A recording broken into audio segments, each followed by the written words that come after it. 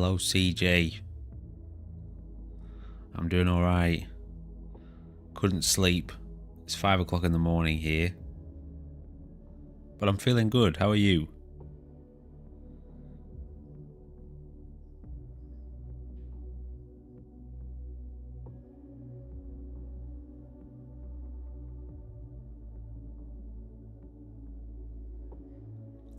Thought I'd get up and do a stream. Why not?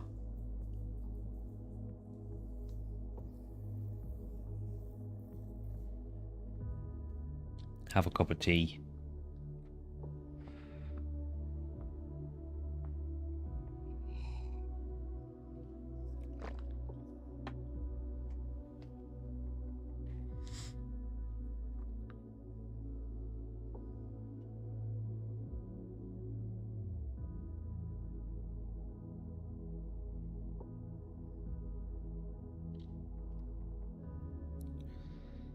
Oh, good. You've found a new trust in him, have you? That's good, isn't it? He's a good guy, isn't he, Jim?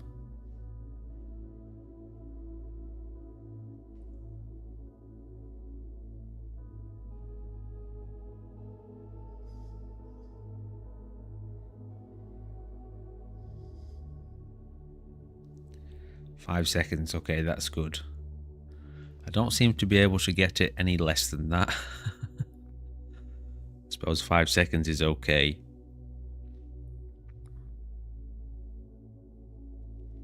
He does have a good heart.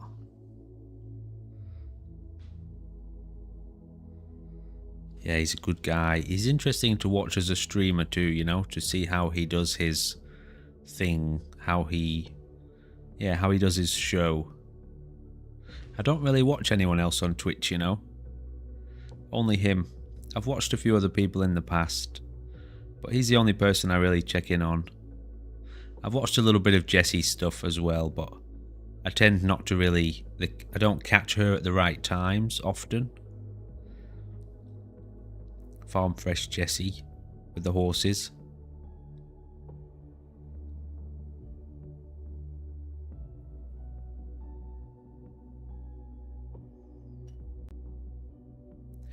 So you're doing well, you're making progress.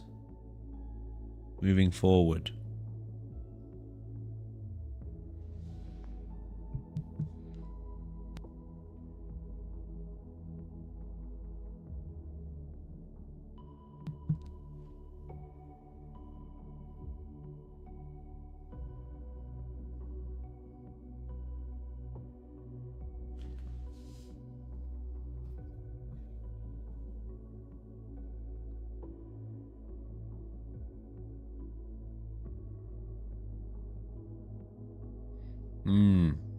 She plays a bit of Fortnite, doesn't she? I think I've caught one of her Fortnite streams. A little bit of it anyway.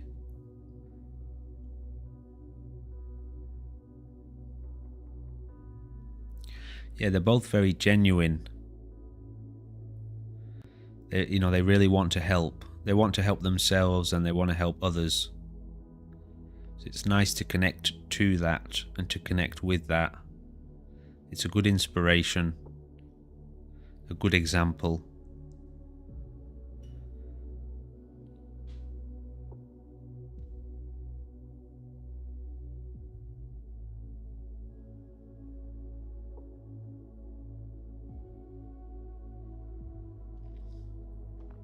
Oh, well, that's good to hear.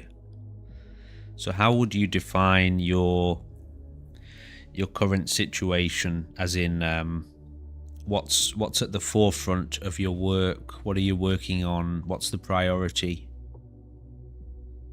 What's the focus?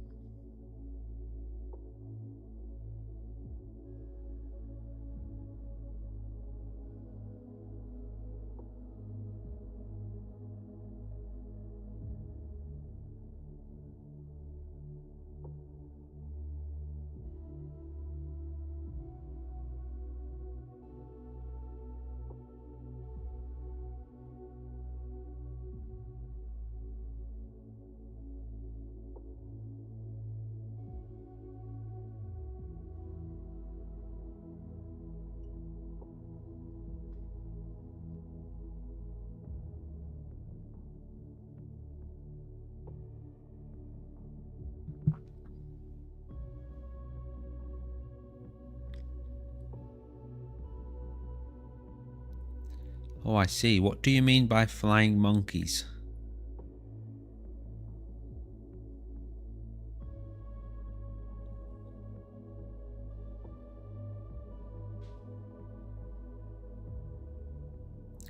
Oh, is this a reference to the Wizard of Oz?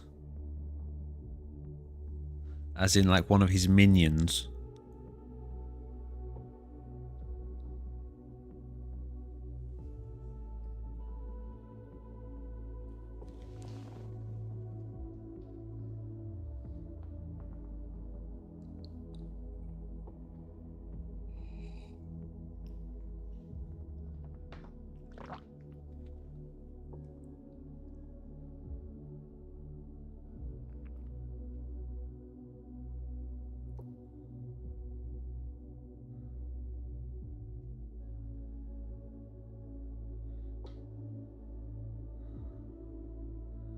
Ah, I see.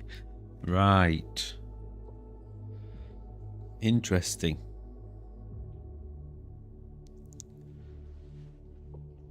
Well, I don't want to go into anything that you're in the middle of working on. If it's, if you're at a stage where you've got like a process and a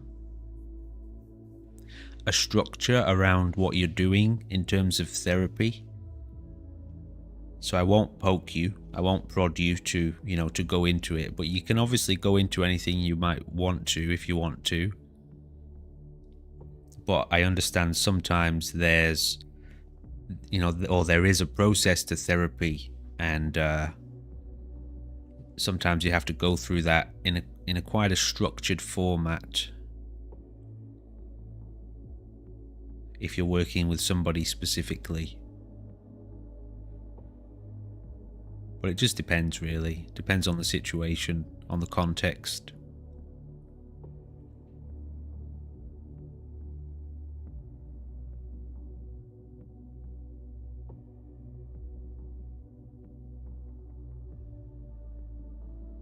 It's up to you.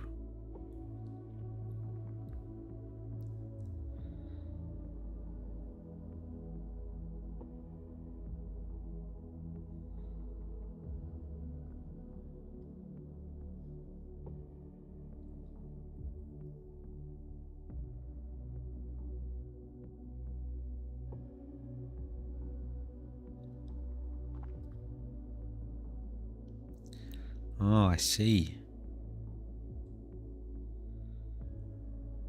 And how do you see that you experience that? So how does it manifest in your day-to-day or your interactions?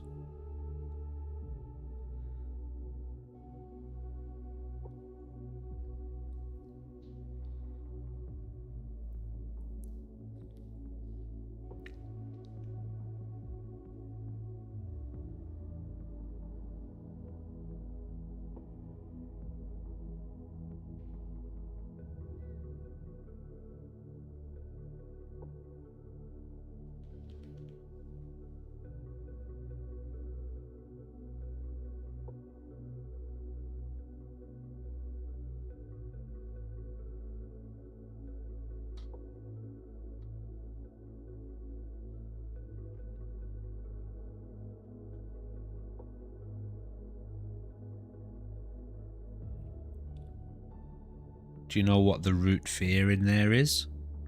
Have you identified the root fear? The thing that stops you speaking up? The thing that you're anxious about?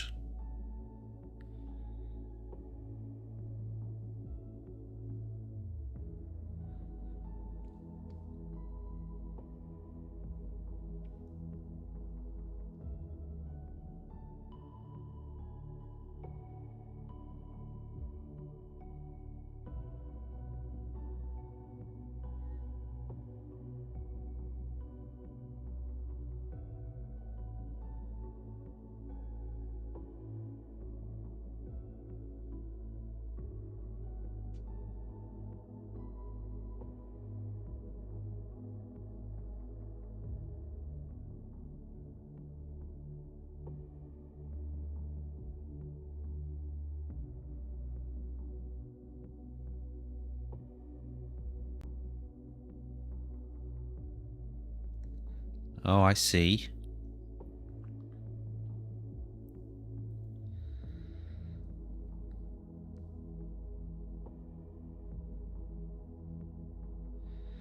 How often do you encounter these moments of anxiety, specifically in this situation you've mentioned before about the thing at work?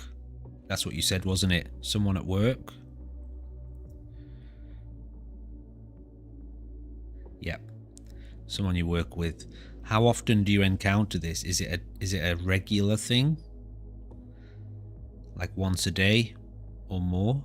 When on the days that you work?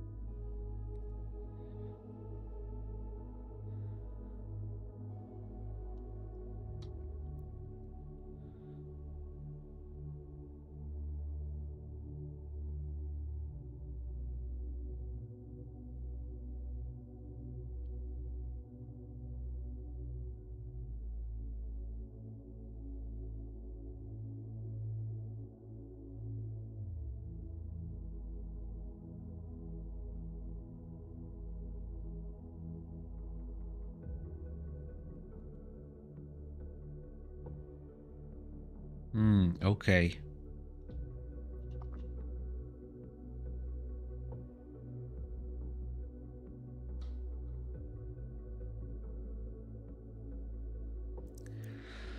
So are you dealing with like a general anxiety in your life at the moment?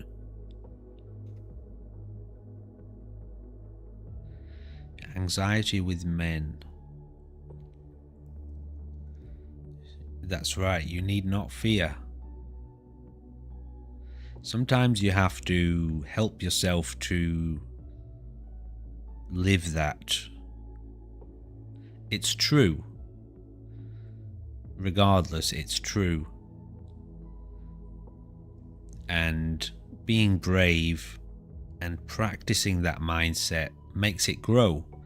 You recondition your brain.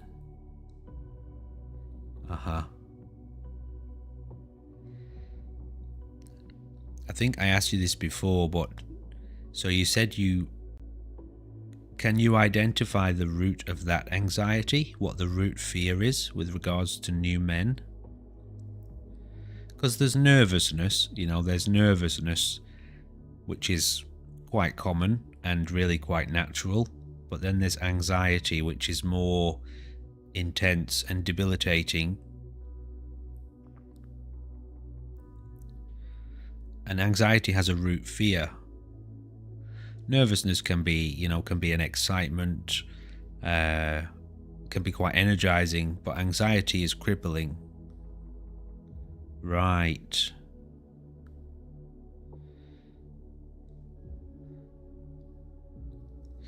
So if you've been affected by that in the past, it's natural to have developed that trauma. Essentially, what you do in that scenario is you show yourself that it's obviously it's a potential real thing, so there's a lot of things you can do around that in terms of like learning how to defend yourself. But obviously the reality is that most guys, it's not going to happen with most guys. It does happen, and it's something you do need to be aware of, but in most scenarios you're not going to be hurt, but your brain doesn't know that. And so you essentially have to show your brain the truth and prepare your brain, prepare your psychology, help help it to know that it can defend it, that you can defend yourself, and at the same time reflect on the truth of it. You know, people develop phobias. I'm sure you've heard of that term before. And a phobia is an irrational fear. Now, a fear of being hurt is a rational fear, but to think that it will happen, that every man will do that, is irrational. Or to think that every encounter you have with a man is going to, you know, result in physical assault is irrational. It's just not true.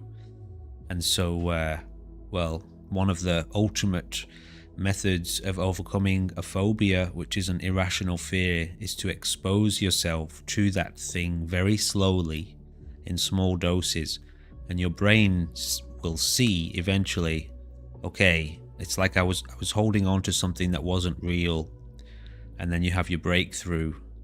But you have to set that up. You have to be very careful with that, you know, because, for example, if you've got a fear or a phobia and then you expose yourself to that situation and it goes really bad, it can compound the phobia and make it a lot worse. So, you know, for example, setting yourself up with men in those types of environments that you know are safe, that have been checked, and maybe they're a friend of a friend, and, you know, they're vouched for, just so that you can get accustomed to being in that space.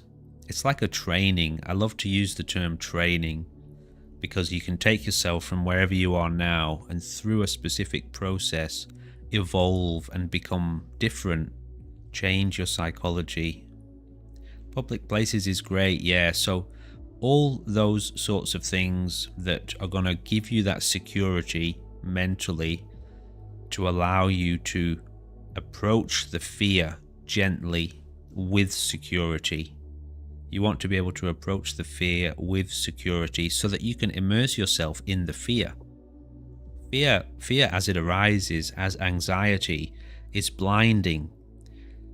So your environment could be totally safe in reality, could be totally safe, but because the anxiety is so intense physically and psychologically, it blinds you to what's true. So you start, you know, a fantasy has taken over your consciousness at that time. I'm talking about in the moment of anxiety. And it can be so powerful that it totally restricts you. But if you can stay in that space, as hard as it is sometimes, if you can stay in that space and relax and watch it happen, eventually you see through the anxiety and you see the reality of the situation, the reality that you're safe. And now a huge part of the anxiety will die. So it may not go completely, it will eventually, when you realize that you are totally safe. But to be able to sit in that space with the anxiety and be present with it and kind of counsel your own anxiety, that's how you break through it. So it really boils down to exposing yourself. Yeah, that's good. That's what you're doing. Getting to know men, trustworthy men, building relationships from a distance with men like this, in these examples. Obviously, and it goes for both males and females, there are really toxic, destructive people out there. So learning how to identify them is important, and learning how to identify the ones that aren't toxic and destructive is also important. So it sounds like you're making steps in the right direction. Some men, or some people in general, really do care. They just want you to be happy. They want you to feel happy and to feel free. But some men and some people in general, on the other hand, that's not what they think. They don't think that way. They're quite destructive and toxic, and well, just destructive kind of covers it. They can really traumatize you in ways. And so, yeah, learning how to identify that is very important, especially in the modern era. It's everywhere. We're encouraged to be that way by kind of mainstream society. and it's a real problem.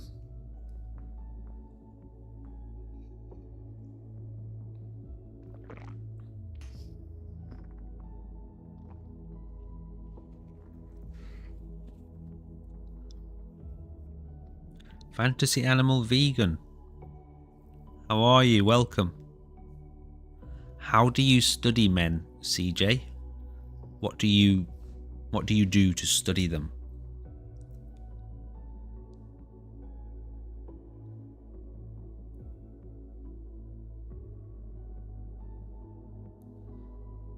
Oh, that's quite interesting. Animal fantasy. I'll call you vegan, all right? That's quite interesting.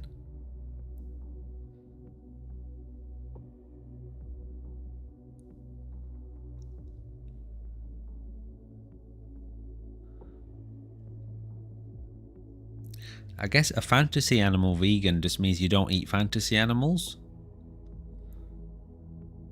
So you don't eat dragons and unicorns.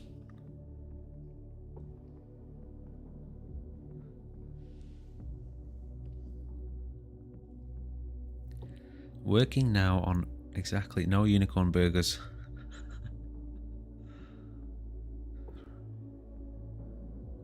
So I can see what I missed, feeling and noticing then.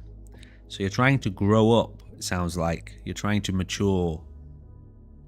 I was just talking about this a little bit earlier about how actually when you become observant and you watch people, it's amazing how many adults these days are still teenagers psychologically. It's like what do you call it? Pandemic? Epidemic? It's a pandemic. We get stuck in this.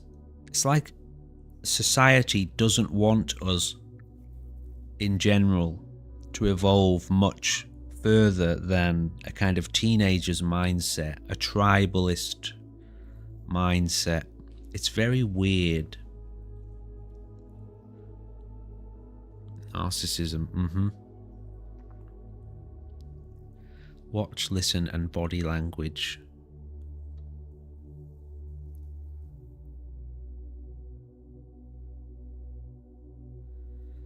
And how do you find... You say you're not very good at it.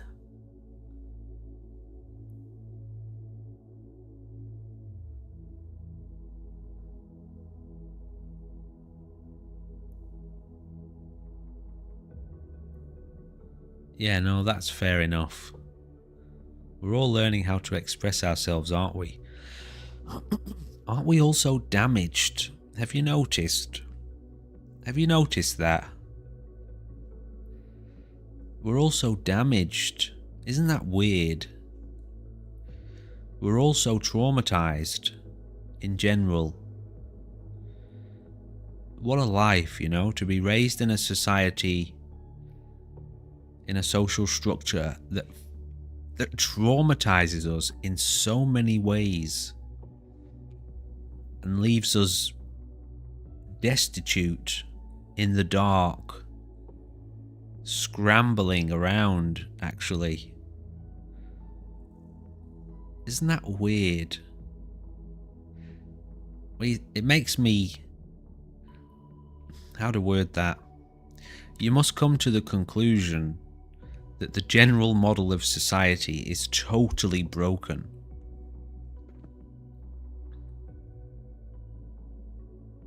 In general. It's very strange. We must do better. We must. Collectively, we must do better.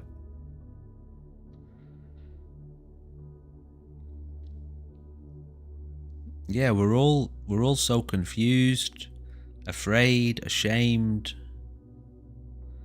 traumatized, fearful, anxious.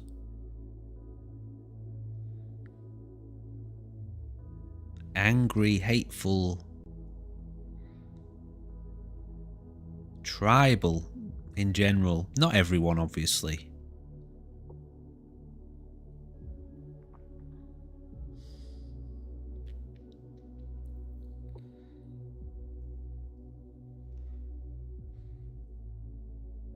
sin was an attempt to stop people doing silly things, but that's all it was. It's like law. I don't know who I was talking to yesterday, but we were having a conversation about the law.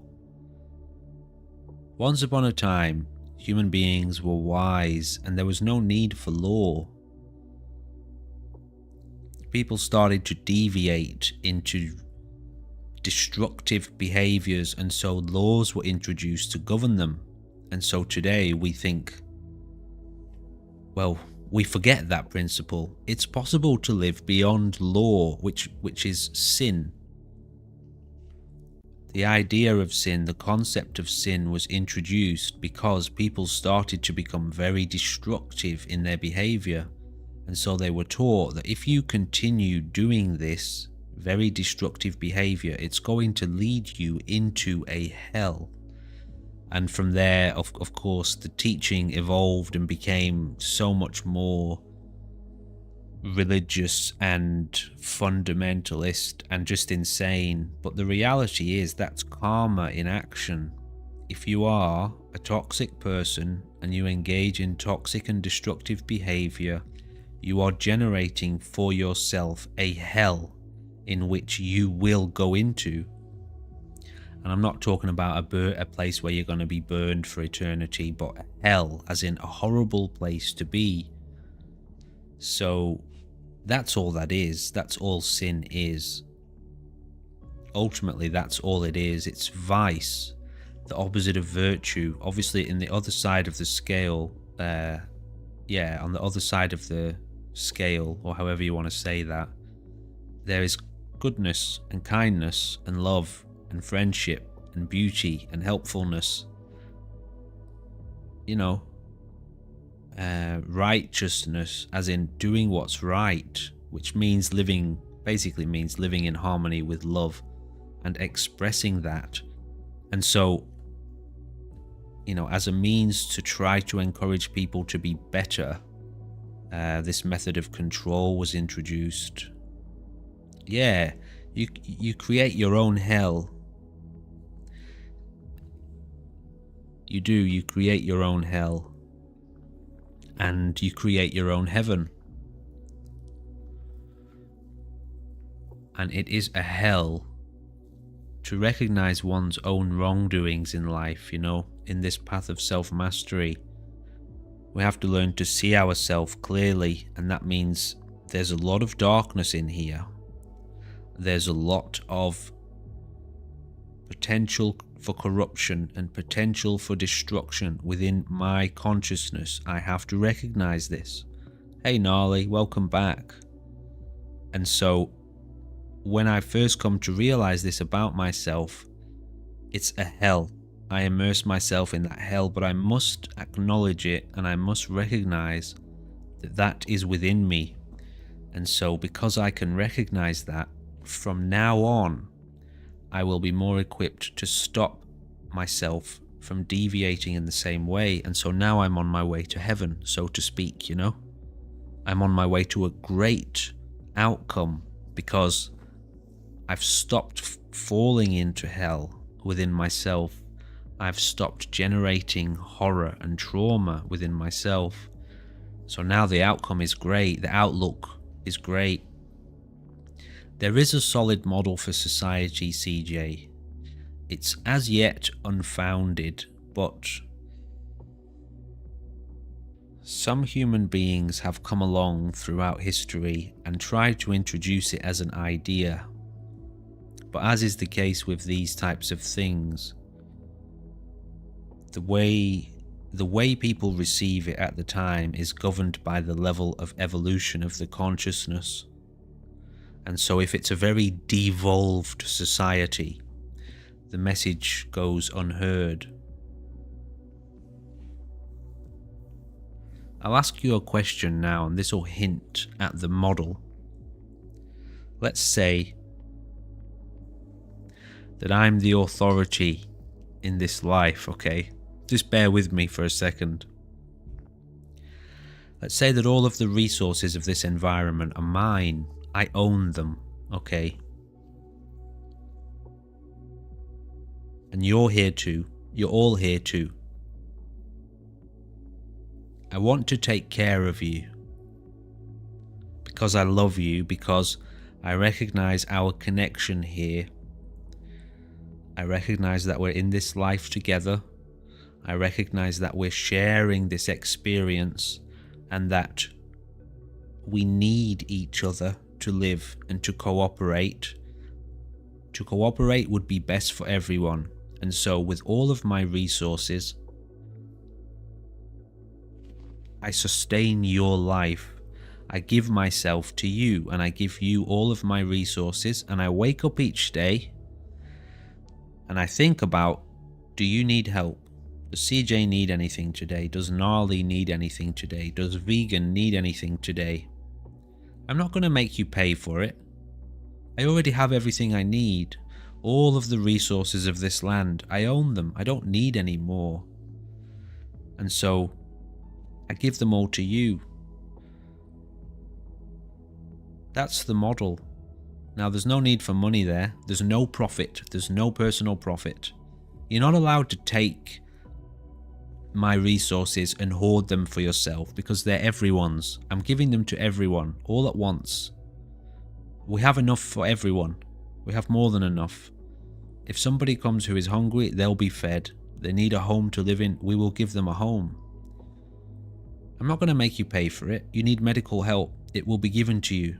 We have doctors who wake up each day and they are so madly in love with this idea of living in service and healing people that they do it because they love it and they want to heal people.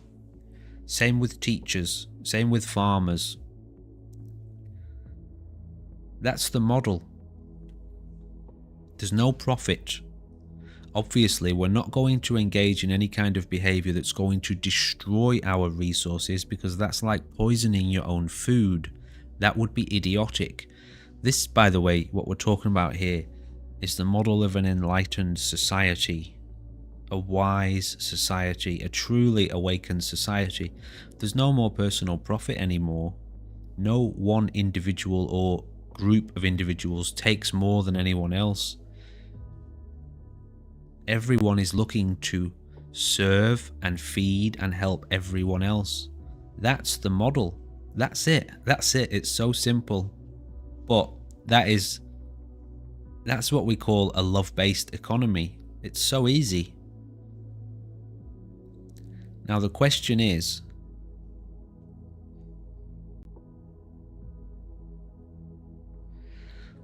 the problem is, this current model of economy is the very opposite. The literal opposite. An individual is allowed to, and actually encouraged to, amass as many resources as possible and hoard them, and then sell them and make a profit from them. And so that breeds competition, and that breeds conflict, and that leads to war. And so human beings are trying to, well, they are destroying and fighting each other to own more things. So it's the very opposite model. The individual is served. I serve myself. That's the ultimate form of narcissism, which is the very essence of the ego. That's this economy that we live in. The heart of this economy is totally corrupt. Totally corrupt. It's beyond repair, and it needs to go. It's as simple as that. The opposite end of the spectrum is what I was just talking about, a love-based economy. I own everything, right? This country belongs to me. Come, live here. You need a house? We've got plenty of houses. You need food? There's plenty of land to grow food. There are farmers who love to farm. There are doctors who love to heal. There are teachers who love to teach. What's the problem?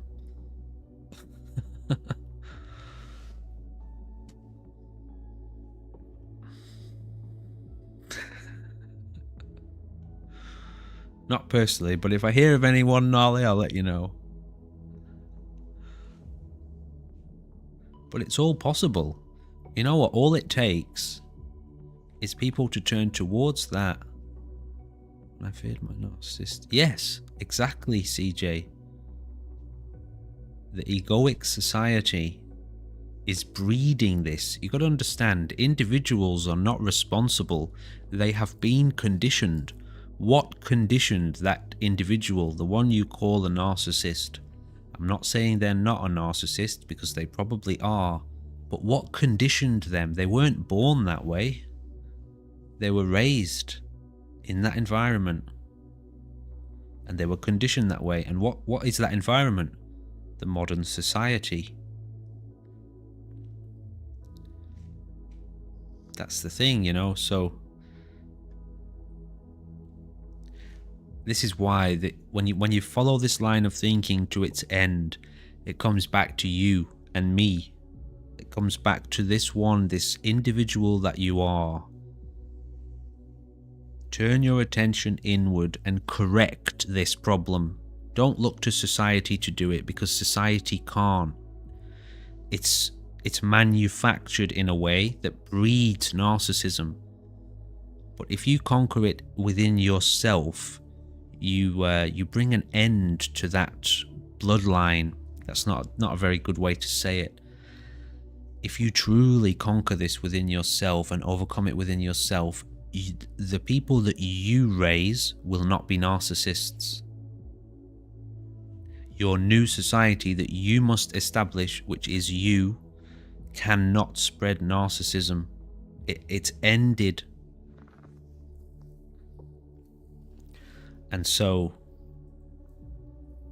this is something to be aware of if you're trying to live in the this is why so many of us have so many problems with modern society. If you're trying to live a life of peace in the modern world, you need to know that this is what is happening. This is how it is operating. This is why you get so caught up and so tripped up and so screwed up when you try to be a part of it, because it's taking us in the wrong direction. It's taking us deeper and deeper into hell.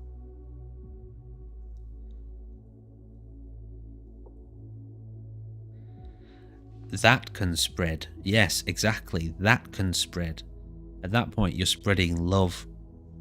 You are going into your own heart, connecting with your own heart, overcoming your own ego, and then that spreads.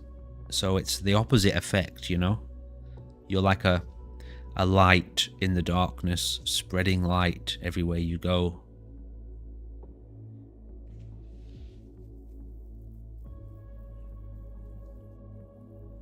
They do, Gnarly. Yeah, they do. They do. But we'll talk about the cycle of karma, yeah?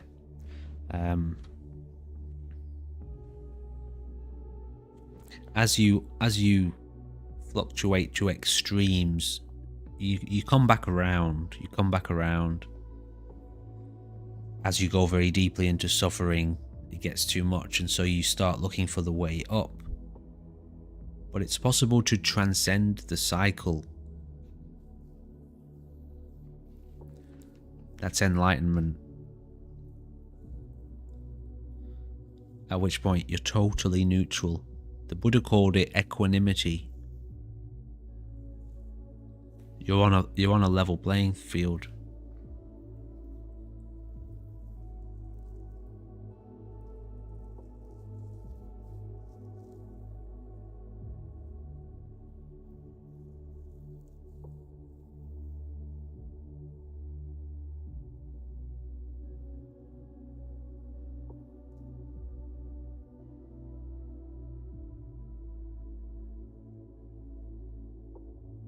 Well, it's an amazing life, isn't it? All this stuff, it's really amazing. It's incredible, actually, what's happening. When you really look at it, to see where life has come to. That's one way to do it.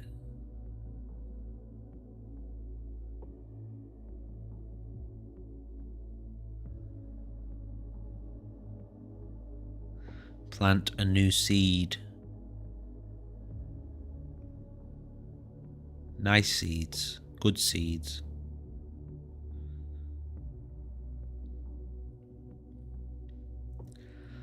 Equanimity you're talking about? Yeah, equanimity. I think that's what you were talking about. It means equal. It means equal everywhere.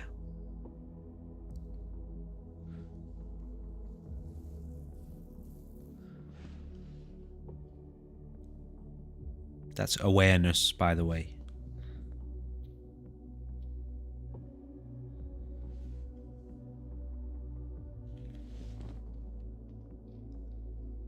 So this new model of economy, what do you think? The love-based economy. Remember that, guys. Remember it. Love-based economy.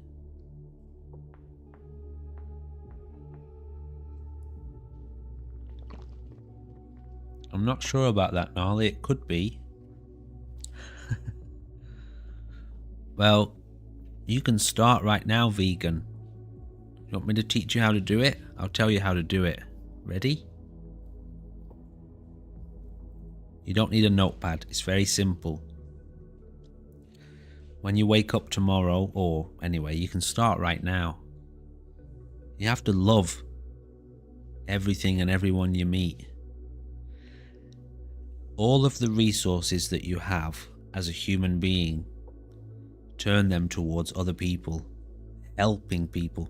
That doesn't mean destroy yourself in service of others. You know, be wise. This is about balance. Everyone is taken care of, including you. But for example, everyone you meet from now on, if you can help them, if you have the resources to help them in some way, you have to do it. You have to do what you can to help them. And that's it. And there's no profit. You can't put your own personal profit or your own benefit over somebody else, above somebody else. For example, if somebody needs help from you, you can't charge them for it.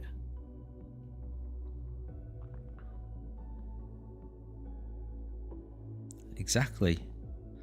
How can you help? And be honest. Be careful, be careful. You have to govern this with wisdom. You have to govern this with wisdom, right? That means, you know, there's certain people out there that if they start to notice that you're a very helpful kind of person, they're going to try and take advantage of you. So you've got to be able to identify that, because that's not helping. Allowing them to take advantage of you is not helping. So you've got to govern it with wisdom. It needs to be a firm awareness of the situation that needs a strong mindfulness. Exactly. There's too much of that in the world already.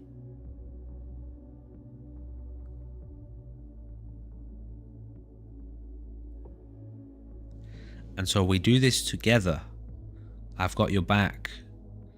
That means I'm going to check in here regularly. I'm going to make sure you're okay. And if there's anything you need, if I can help you with it, I'll help you with it. Free of charge. No fee. And then you do the same for me. You do the same for other people. You do the same for the people in your life. But again, and I'll just say this again, this wisdom has to recognize and acknowledge that there is an ego. The ego is real. It's a thing, okay? It's an illusion, but it's an illusion that dominates most people's lives. And it's totally self-centered and destructive.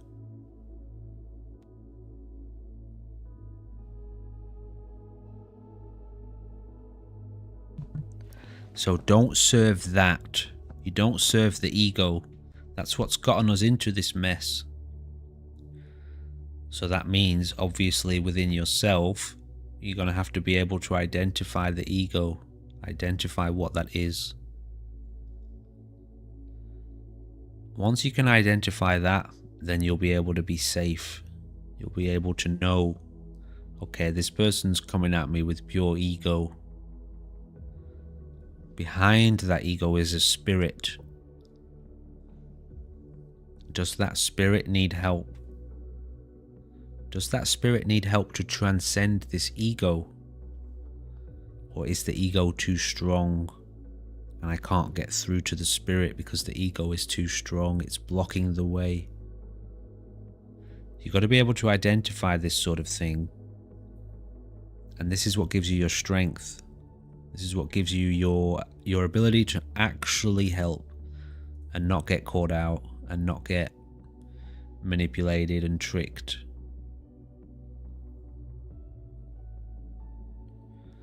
The spirit is easy to take care of. Love,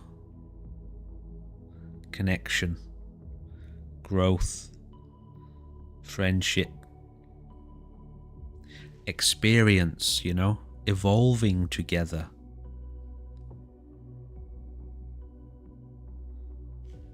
The body's got to eat, needs to be protected from the rain.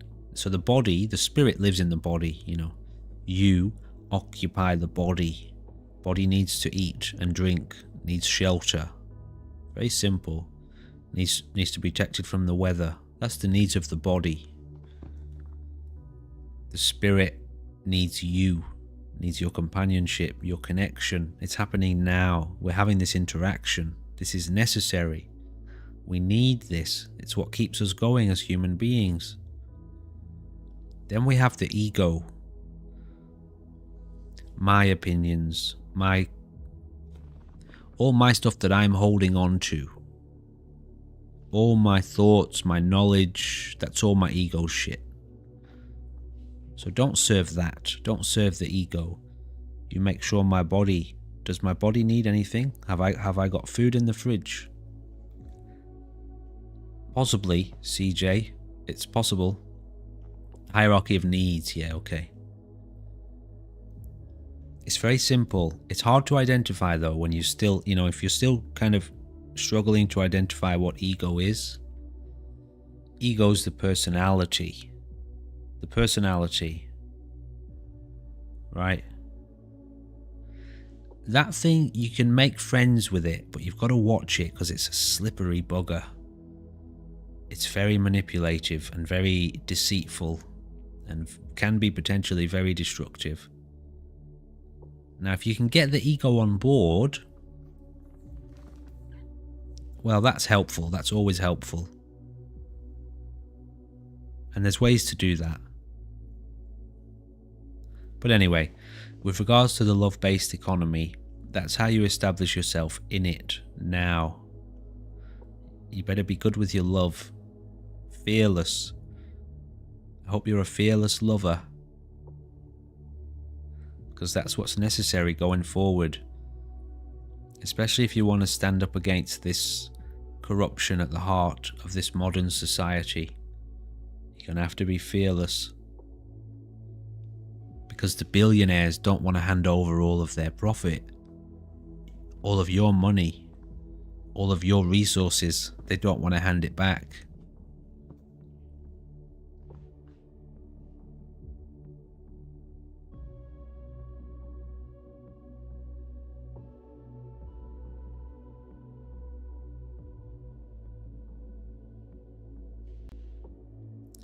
To a degree, but not necessarily.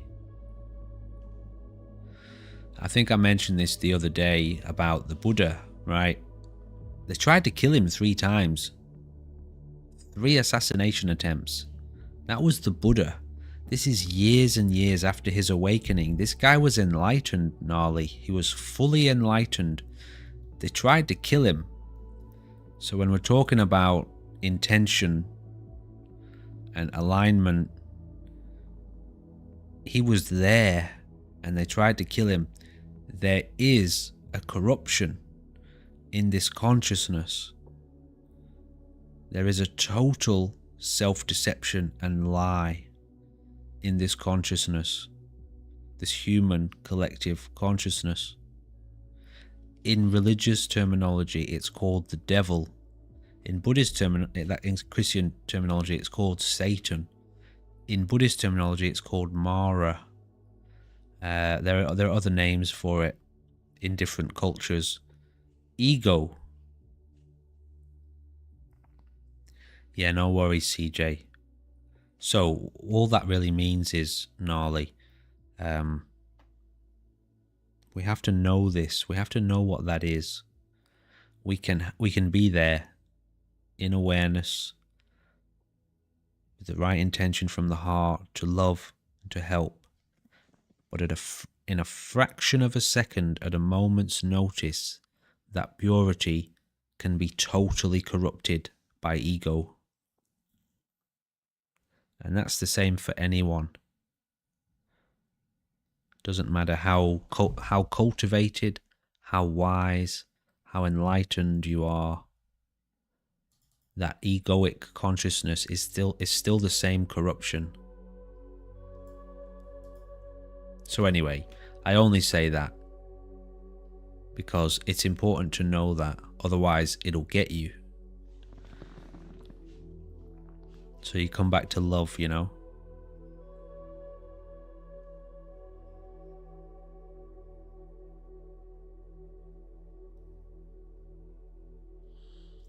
So his cousin tried to kill him at one stage.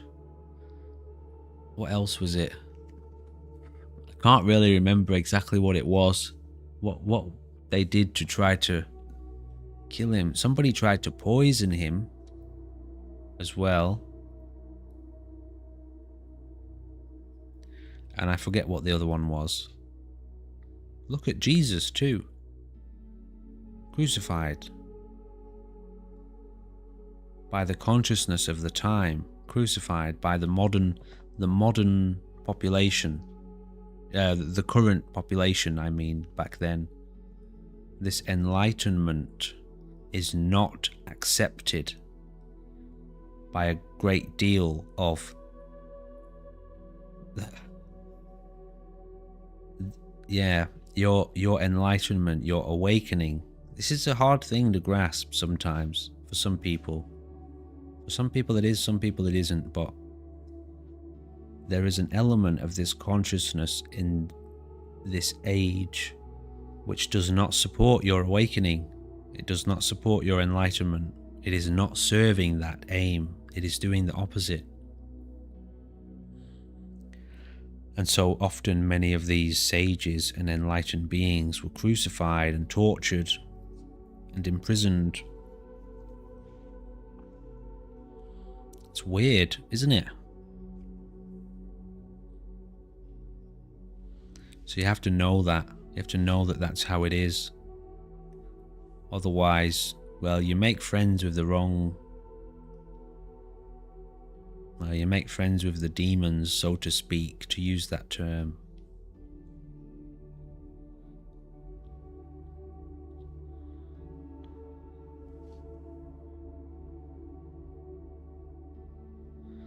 Well,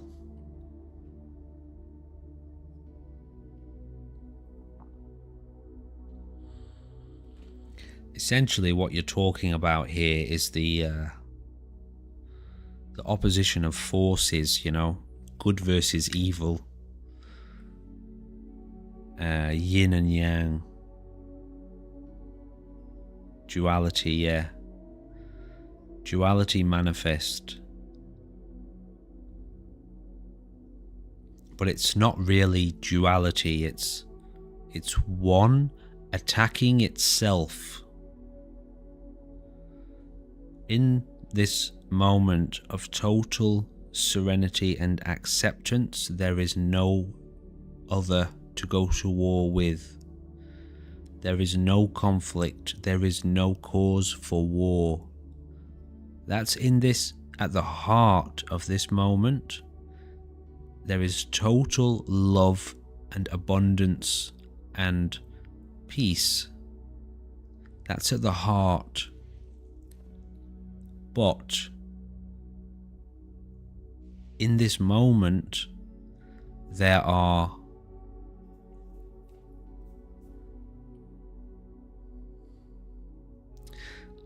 how to put this?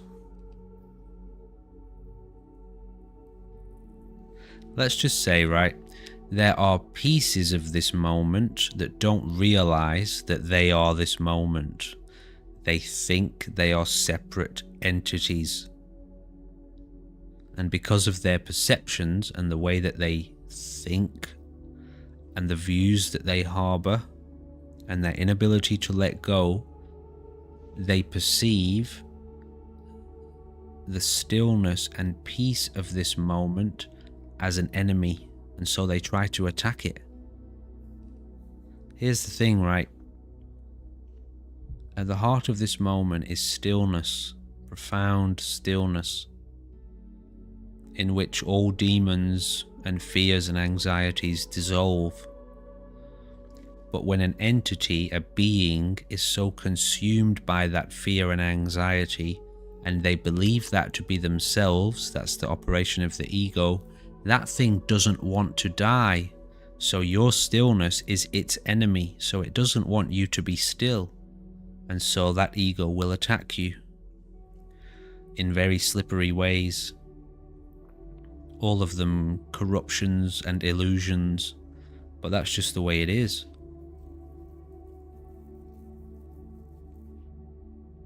There you go. So, most sages or mystics or realized beings, most of them, not all of them, most of them retreat out of society because of that corruption, because it's impossible for them to operate there peacefully. So they leave society and they never come back. But that's not all of them.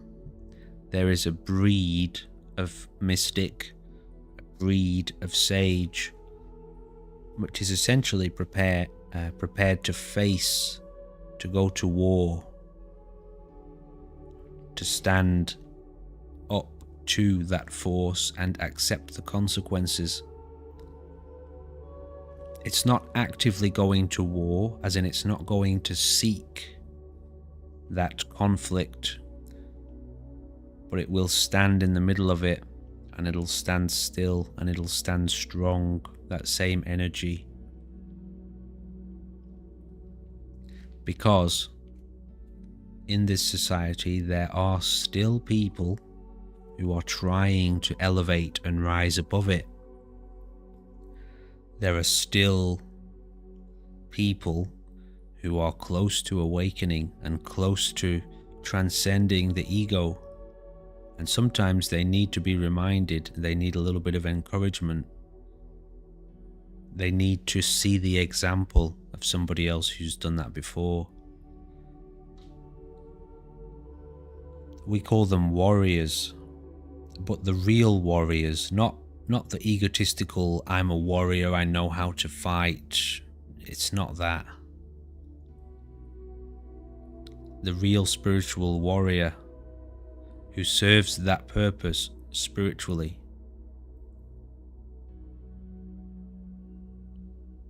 Exactly.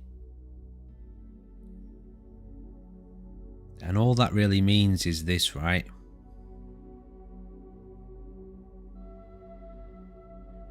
I must maintain my peace under all circumstances. And as I walk into the world, I must not let the corruption of the world overwhelm my peace. And if I can maintain this peace, which is love, it's the same thing, that love will do the work. Whatever the work is, whatever the work of transformation is for the beings that love touches and connects with, the love will do the work. This is the love-based economy. So that's what that means. A warrior of light is that. You're not going out there to fight anyone. That's not it. You're not going out there to tell people what they should and shouldn't be doing. That's not it either. That's what everyone else is doing. That's what causes all the problems. You are just an example of love, which is deeply connected to stillness.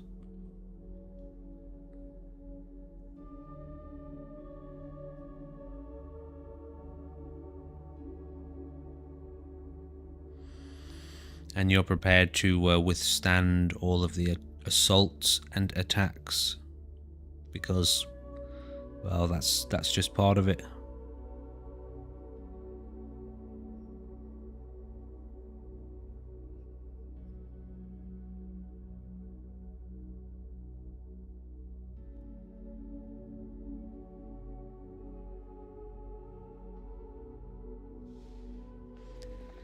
Well, yeah, so the cousin was occupied by jealousy and envy.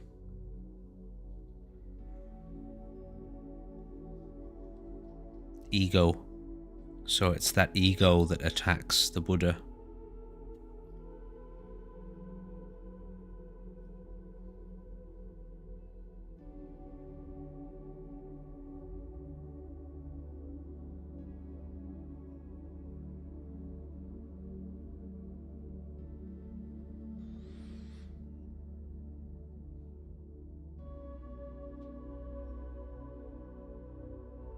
Yeah, that's a nice one, vegan. Well, I couldn't sleep, gnarly, so I thought, why not get up and do another stream, see what's going on.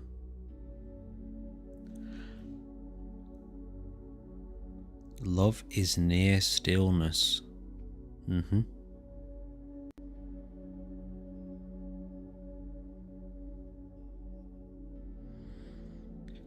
Stillness is a total acceptance.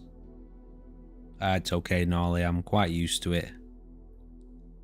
Warm cup of milk. Suggestions are fine, absolutely fine.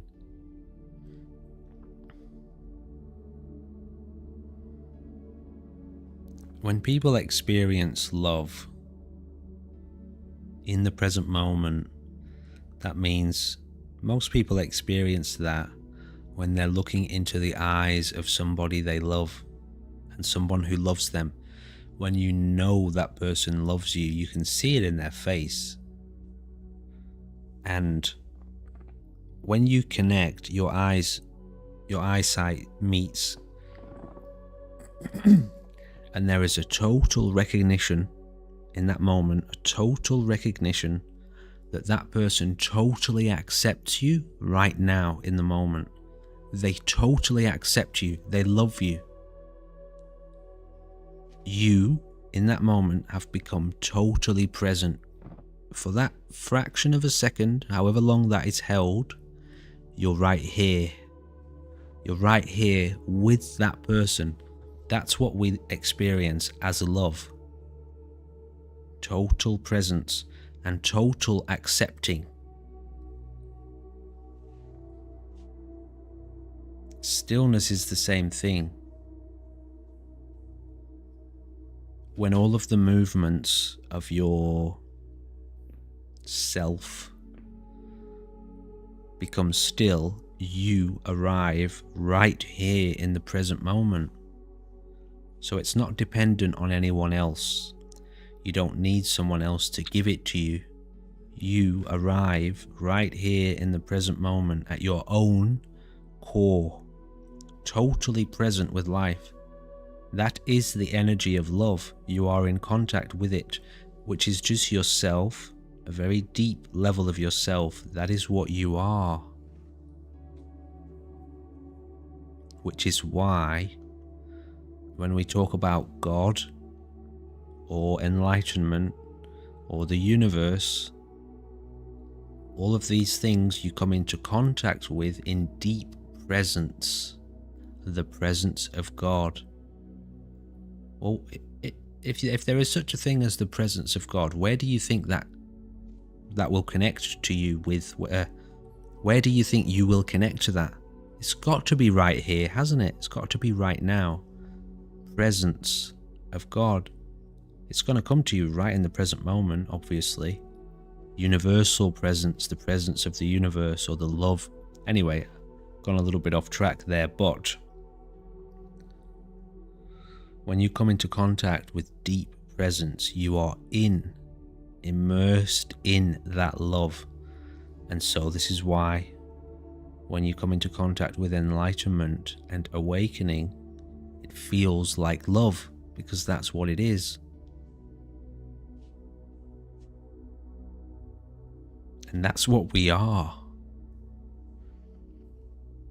This is what we are. We are that. We're made of that.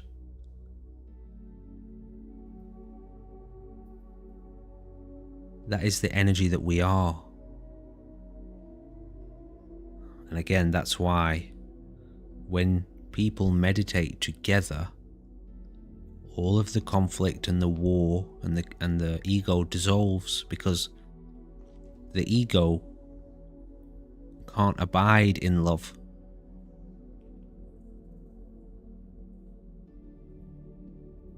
So when we enter into presence together, which means we learn to meditate together, we hold each other's hands, spiritually speaking, and we meditate together and we learn to maintain presence with each other, and so together we fall in love as a collective, and we kill war. War ends. There's no more war. It's done. I will never go to war with you. Never. Can't happen. It's not possible. If you wanted to try to kill me, I would let you do it before going to war with you over it.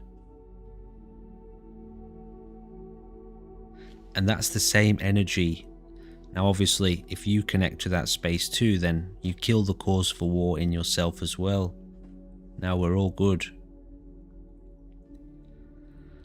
So all of this is made contact with. You will make contact with this in stillness.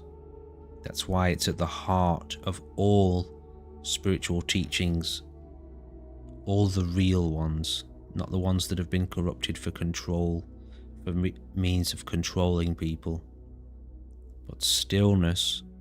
That's why when you go to church or you go into a mosque or a synagogue or a monastery, this idea of silence is so important, because that's what you're being encouraged to connect with, that love. And then you leave the silence and you go into the world, into the cities. There's no silence there. In fact, it's nothing but noise, chaos.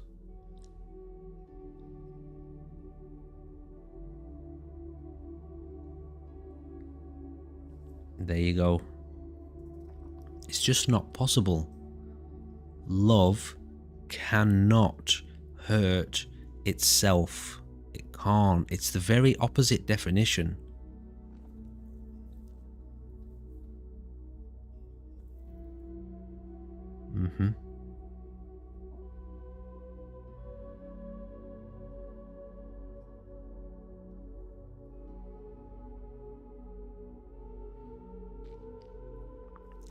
It's a tricky one, because at the same time, all offense is an act of war. So if you're being attacked, what do you do? If those that you love, if the people you love are being attacked, what do you do?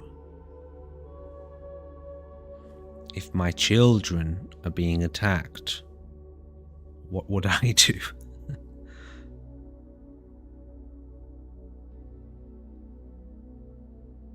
It's a tricky one. That's a very tricky one to look at.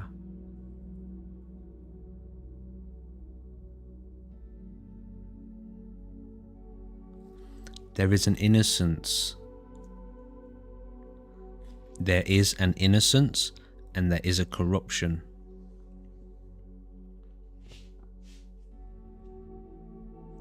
Obviously, if the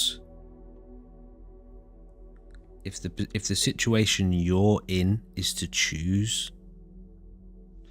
obviously you choose to defend the innocent, obviously, because that's love.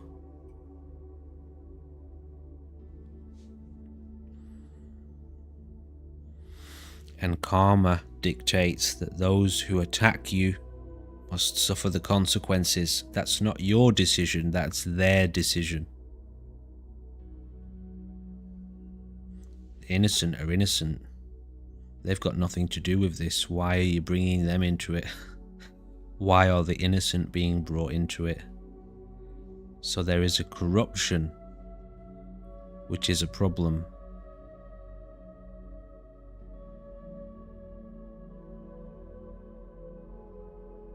And it's the children that we're working for. It's the next generation. The beautiful, clean spirits and clean minds that are born here, that are introduced into this,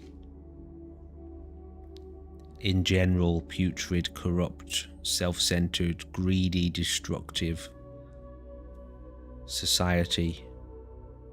This insane society. And so when you recognize that the children are innocent, pure, well, you have to be prepared to defend them.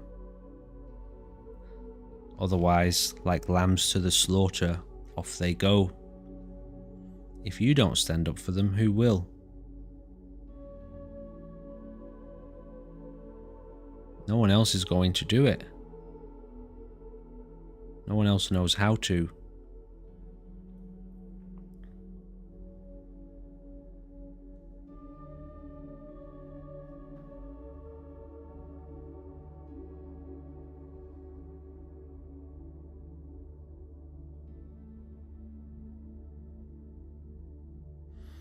It's tough. It's real hard. It's hard to maintain, which is defend. That's defending. The spirit is constantly under attack from the ego.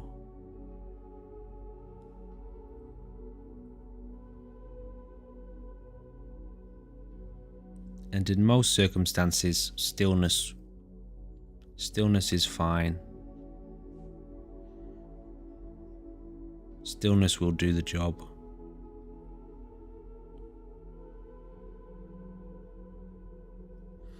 Shakespeare's got a great quote that sums it up. To suffer the slings and arrows of outrageous misfortune, or something like, I forget this next part, but it's something like to fight back or to go to war and by opposing end them. It's a dilemma.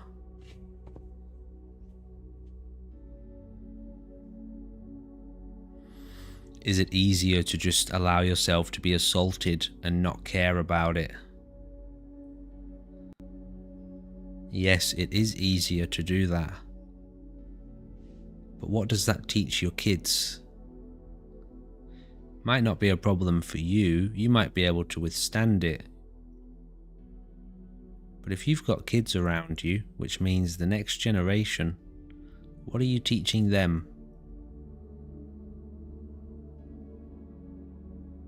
That's a difficult dilemma. And it is and it isn't, but that's when you realize you can't withstand it. You can't allow it anymore, you know? You have to do something about it for their sake. You have to protect them. How can you stand by and watch them become subject to the same pain? You can't. It's not possible. Your love is too strong. So of course you have to push back at the corruption. So you have no choice. Your love is too strong. This is the warrior, the heart of the warrior.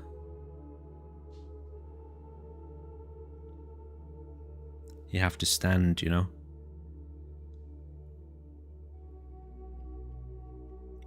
So the love-based economy is growing around this heart. Share it. Share it. That's what it's all about. We're in this together. Oh, I didn't see your message, Gnarly, if you put one up. Is it a naughty message? Is that why it doesn't pop up? It doesn't tell me on this. I'm using Restream, so I don't know. You know, it's got like a separate window that pops up because I'm like multi-streaming. So it doesn't tell me like if people say naughty words. I don't have any filters. Oh, here we go.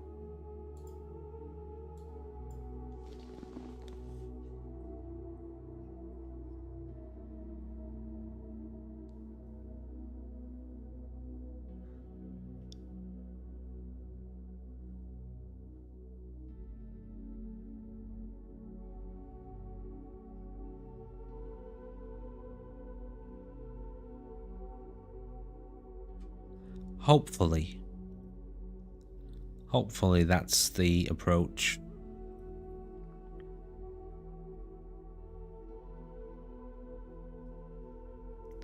And the frame has to be love, but true love. True love is very strong. It's not weak. It's like a raging inferno at times.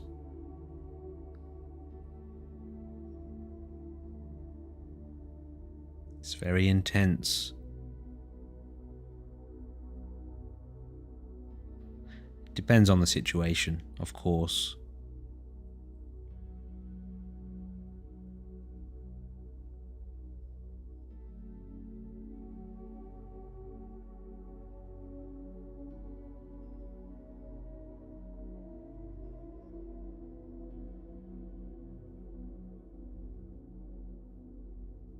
Oh, I see.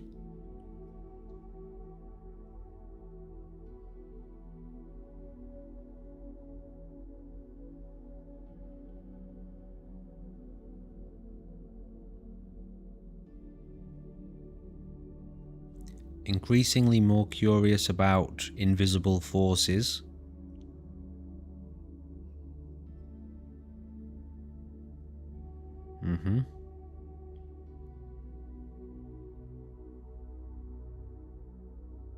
It's an interesting question, isn't it? Where does that come from? Where is that invisible force?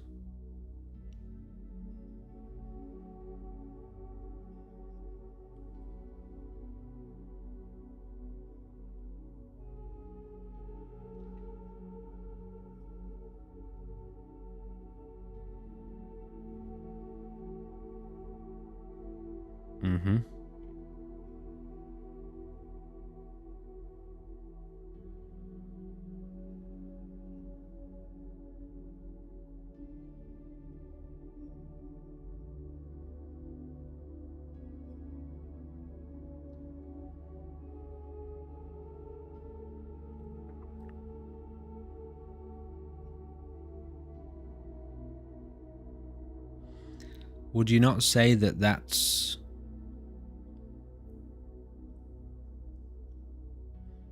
what you are? That invisible force?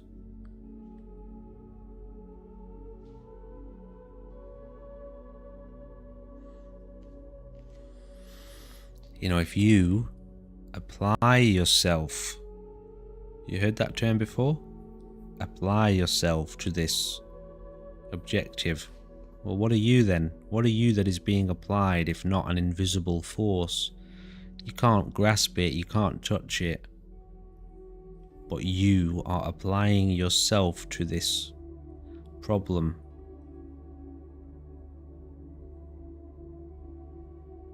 Your willpower, your determination, your focus, your resilience, your strength, your courage.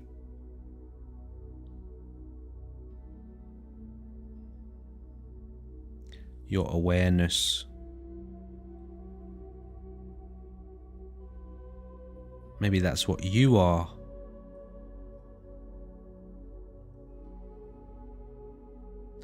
Cultivate yourself. You've heard that saying too. When people cultivate themselves, when you actually cultivate yourself, Isn't it funny that you tend to gain confidence and strength and determination and courage and focus? So what are you then that's being applied or cultivated? Cultivate yourself. So whatever's in there doing that must be full of strength and courage and wisdom and focus. Because if you don't apply yourself, you tend to lose those things, don't you?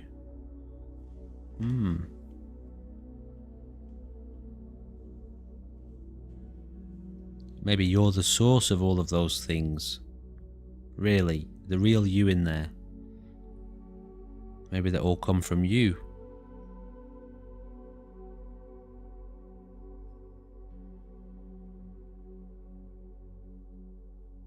Can you be that?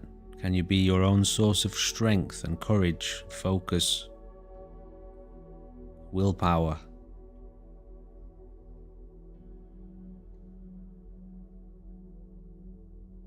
Because if you can, you're done. Apply yourself, that's all that's needed in any situation. British Gamer, hello, welcome to the chat. I don't think we've spoken before, have we? I'm doing real good, how are you? Just hanging out here with some very nice people. What's going on in the world?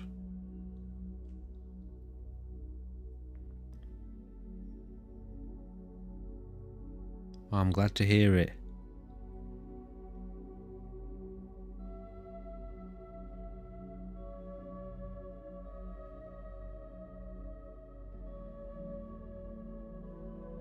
Just waiting for meditation to kick in. Do you like meditation, do you?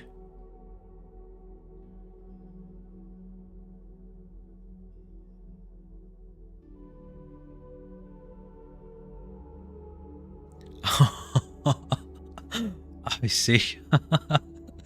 Oh, I see. Okay, it's a very important distinction. It's weird, isn't it, how there's only one letter difference. Waiting for your medication to kick in. Fair enough.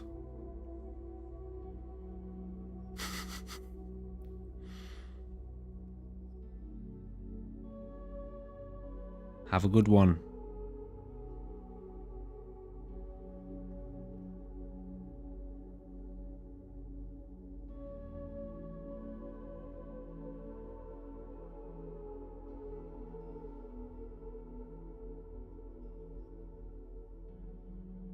You don't meditate. Oh, I see.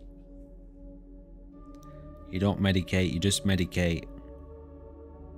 Oh, you've never meditated before. Any particular reason why not?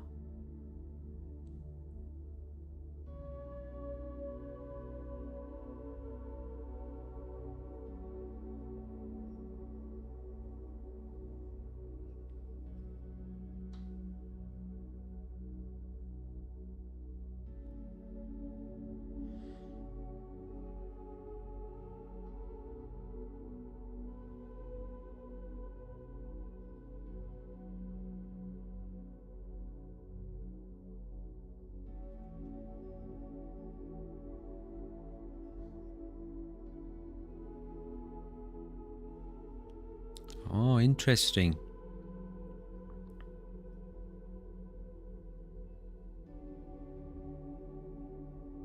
How do you experience those from your point of view?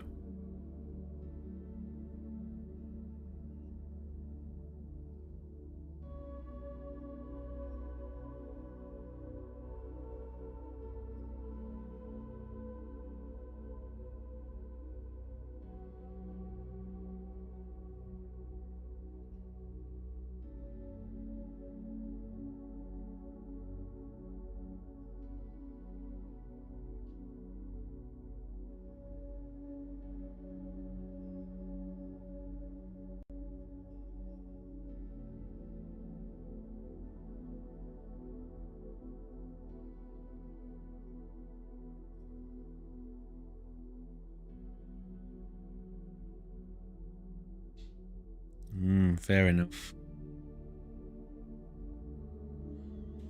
I'm sure it is tough.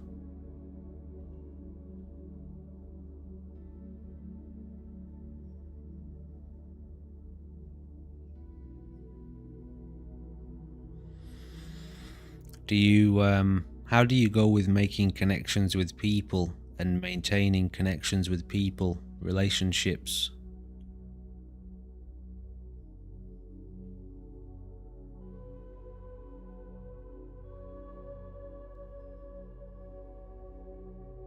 Do you like being alone? Do you enjoy your own company?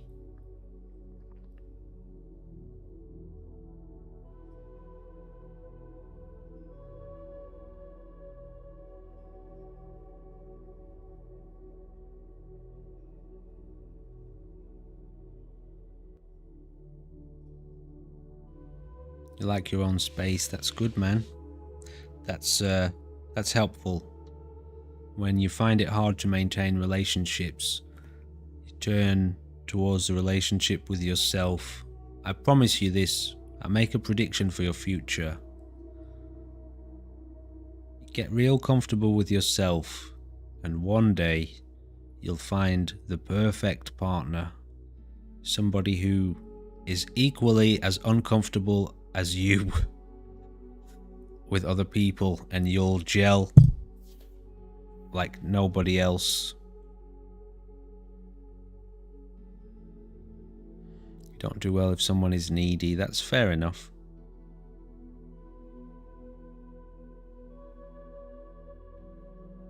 It's a balance. In relationships, everyone has needs.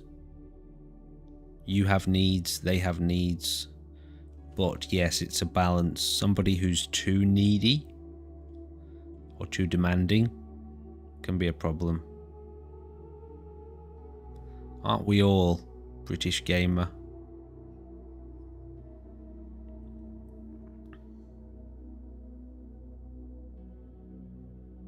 Do you know how to... Can you express yourself well? So if you're having a problem like that, for example, you're detecting that somebody's a bit too needy and it's not very... You're not enjoying it. So would you struggle to express that to that person?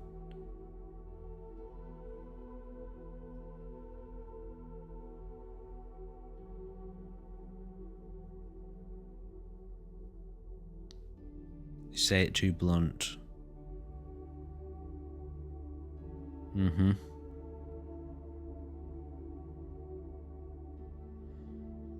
Are you a fan of strategy?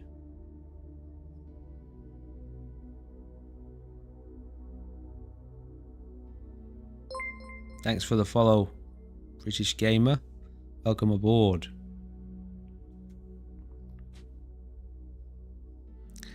Are you a fan of strategy? Like, do you like strategy as a concept or an idea or philosophy?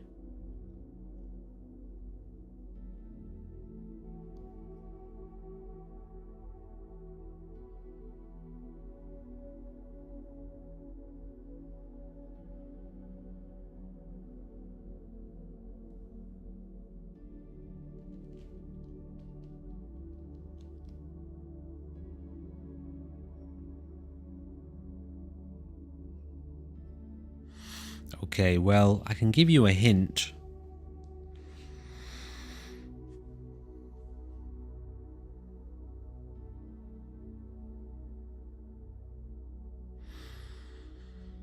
The same directness or the same energy of directness and the reason within you that you value directness and why that makes sense to you. It makes sense to you to be that way. Strategy is the same energy. It's the same precise, direct clarity on a situation. To apply strategy means to be direct and to see everything that's happening. Now, that same energy of strategy can be used to replicate, to simulate and replicate what most people consider to be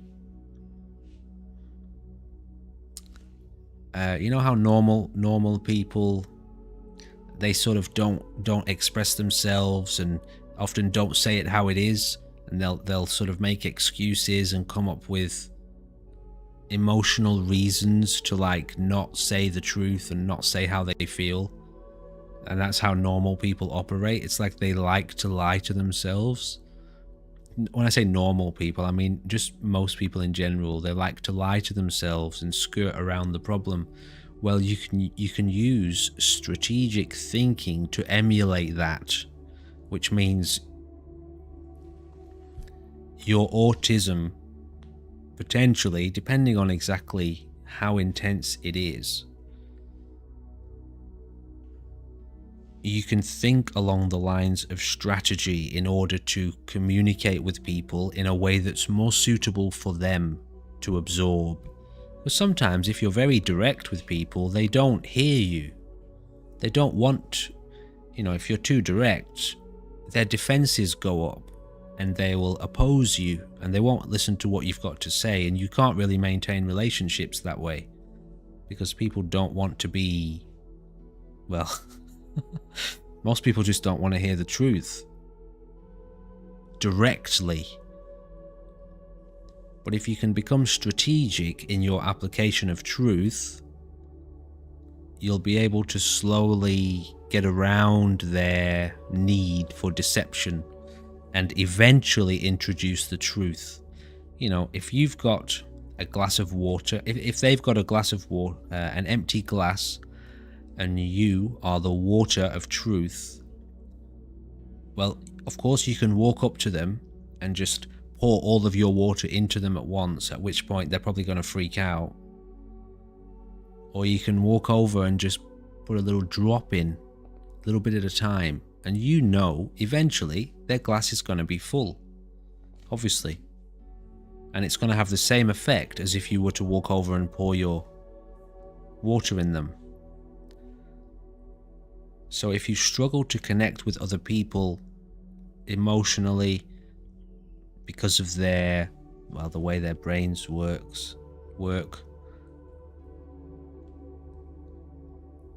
then you can become strategic in your thinking, and it can help you to maintain relationships. It's not lying and it's not deceptive. You're actually going out of your way to make extra effort to try to be able to maintain relationships and communicate with people. But because of the way your brain works, you have to do it in a way that other people don't, because most people like to live in those places of deception where they don't want to know the truth. They're more indirect when it comes to reality. Some people are more direct.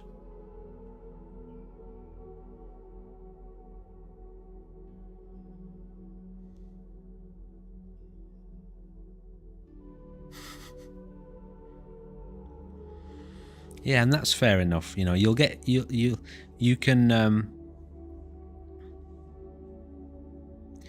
keep yourself to yourself. Obviously, there's nothing wrong with that, and you'll make the right kind of connections in life. We all do. But yeah, when it comes to sometimes in life you have to maintain relationships that are a bit awkward, like work, jobs, or I don't know, it could be housemates or something, And when you've got ADHD and autism, you've got a bit of an eclectic mix there. Hello, Jesse. Welcome. Good morning. It is morning here. Yes, it's 7:15, 10 to 7 nearly. Yeah, and vegan, it's tough. It's real tough sometimes, but you can make it work with a bit of extra effort. How are you, Jesse? How are the horses?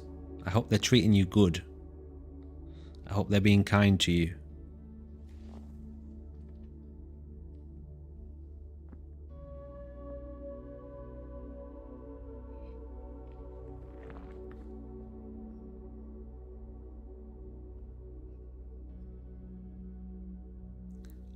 Oh wow, okay.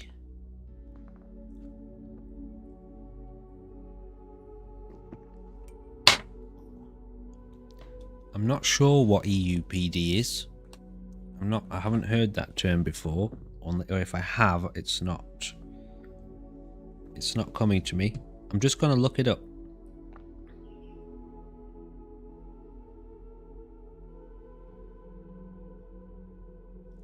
Oh, borderline. Emotional unstable. Wow, okay. Very interesting.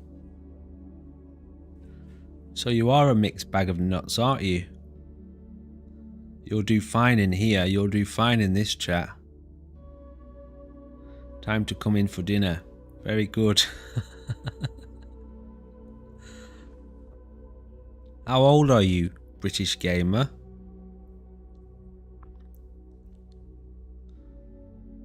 And how are you feeling, Jesse? You're doing good? Oh, you said it there. Yeah, you're doing great.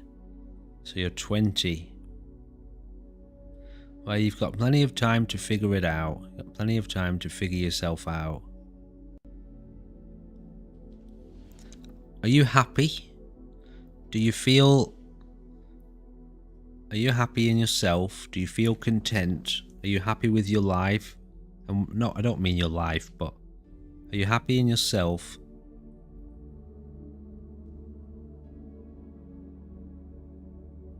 Good to hear you're doing well, Jesse. Are you really doing well? Sometimes people say that, don't they? When you say, how are you doing? They say, yeah, I'm great. How are you? I often wonder, is that really true? Are they really doing great? I hope it's true. Great clients doing brave work. Your mentees. Ah, I see. Cool. Play a new game. Oh, what are you playing? You bottle your emotions. Ah.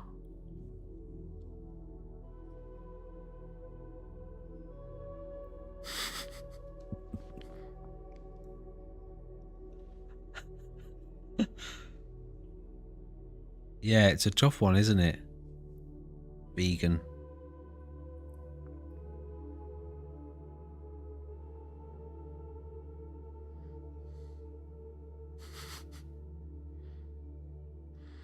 I love the varying degrees of happiness, you know?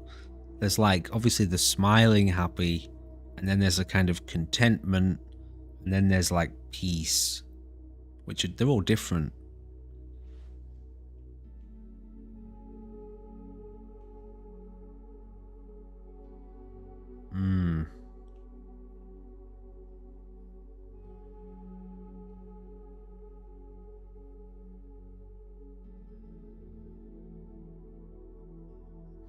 Oh, that's really good, Jesse. That's really good. It does help, doesn't it? Man, that meditation, stillness, presence, that's where it's at. Well, I'll let you know. I haven't gotten around to editing that clip yet, because I record all of these and they all go up on YouTube, but in like little bite-sized pieces. Although the stream goes up on YouTube, but you know, if there's really good parts, then they'll go up as a little clip. So when I get around to editing that, I'll let you know.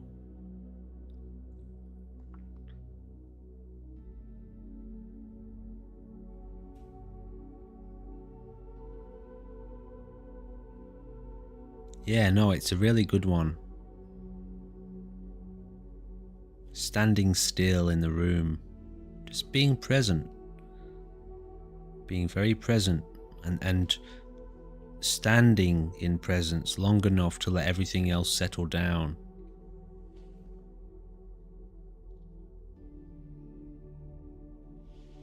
You can also leave the room, but that's a bit different.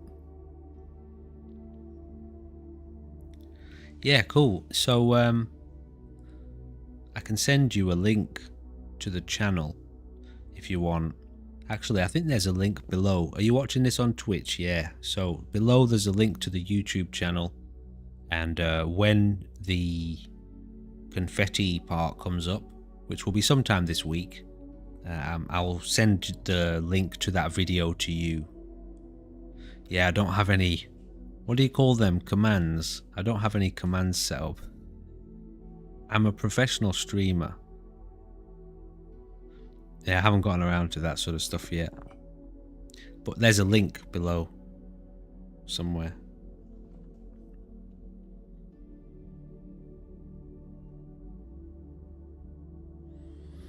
So why do you bottle your emotions up, gamer?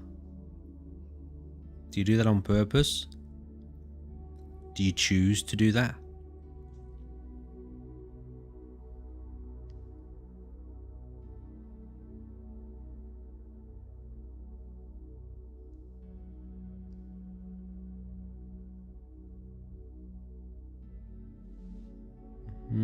So you're trying to...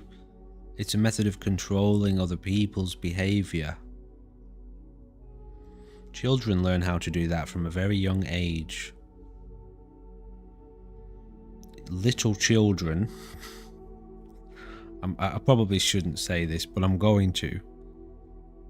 Little children, like small children, toddlers, are the most manipulative human beings on the planet.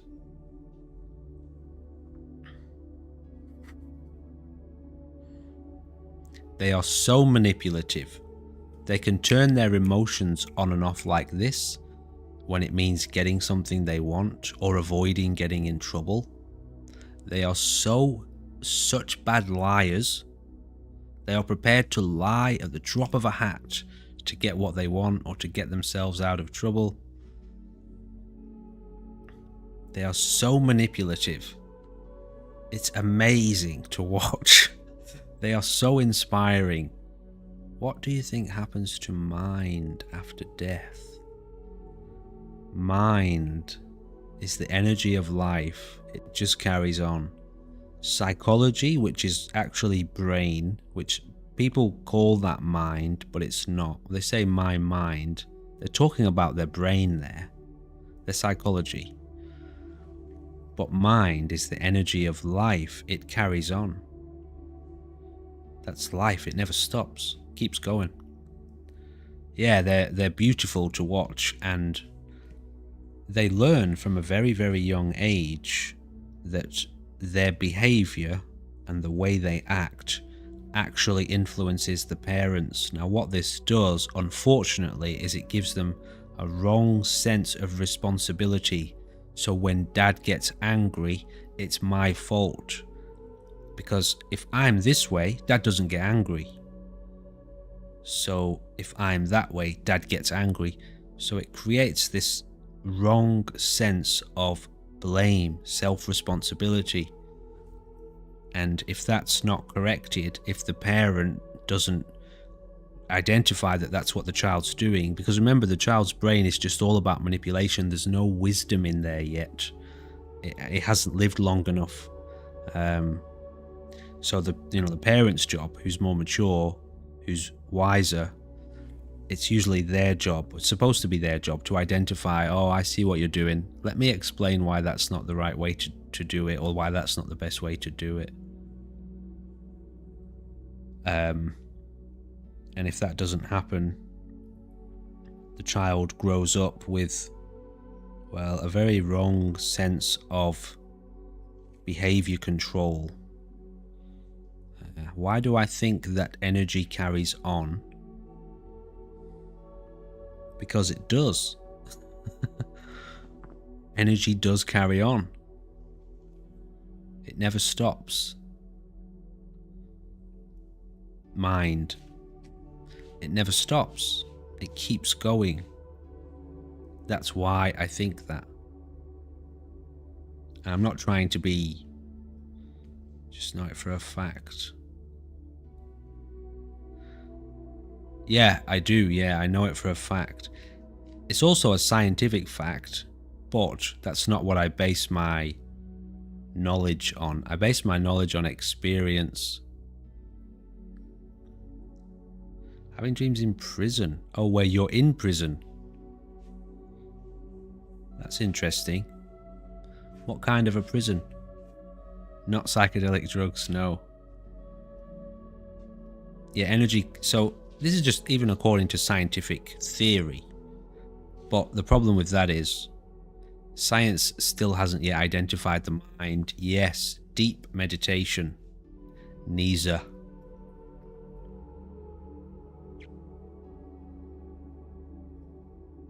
So, science hasn't yet figured out what the mind is. Science still thinks that consciousness is in the brain. So, we have a lot of problems, when it comes to science. What makes you have those similar thoughts, Nisa? Have you had any interesting experiences?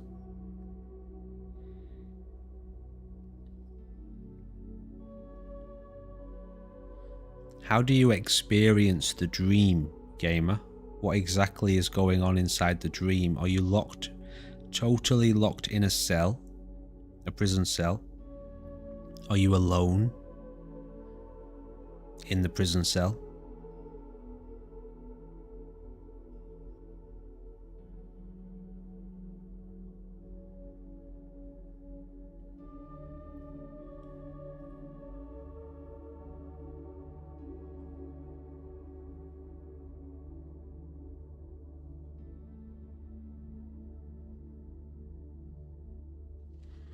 That's the reality of the situation, Nisa. Mind. It's not physical, so it doesn't begin or end. That's right. That's mind. That contains the energy of life itself.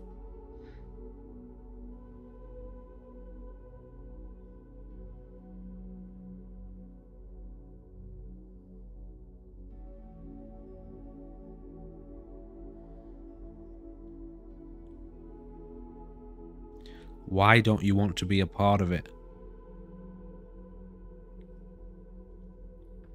Do you know any of the people? Do you recognize them at all in the dream? And why don't you want to be a part of it? Why don't you want to be in there?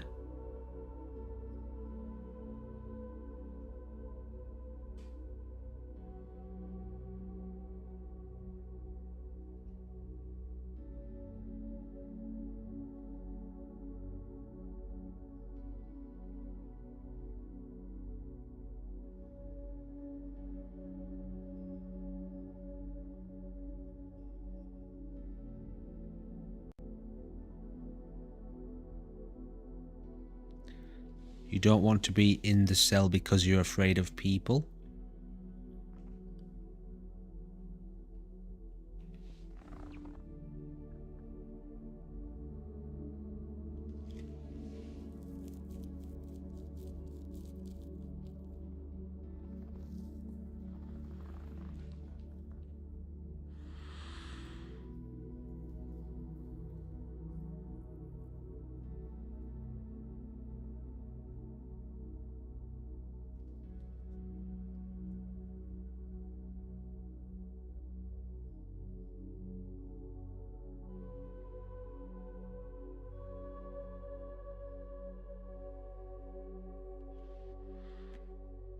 Are you trying to escape, Nisa?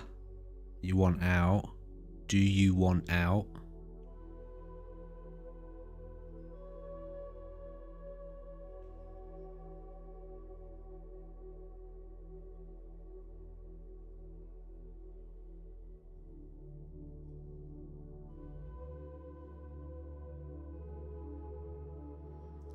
What's so bad about this reality that you want to escape it? It's a good question for both of you there.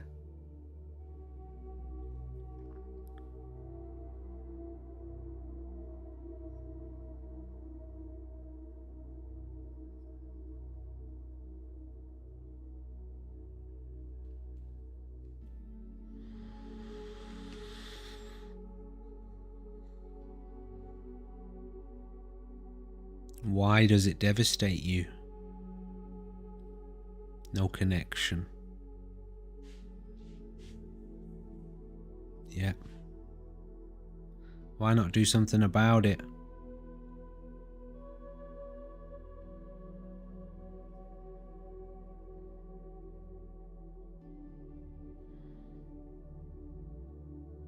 But you do give a shit. That's why you want to get out. It repulses you. So you do give a shit. If you didn't give a shit, it wouldn't repulse you, It wouldn't devastate you. Clearly, you deeply give a shit.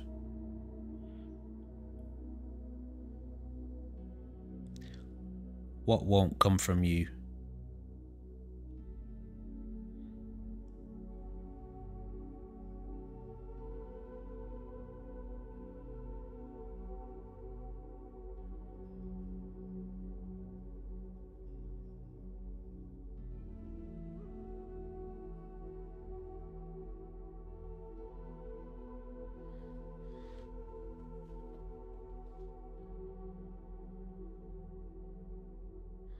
So don't take this the wrong way, I'm genuinely asking this question. Right now you're engaging with me. Why? Do you know why?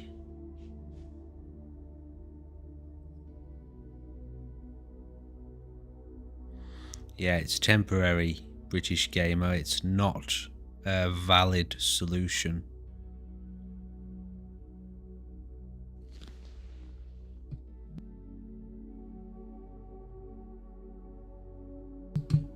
Go on, Nisa.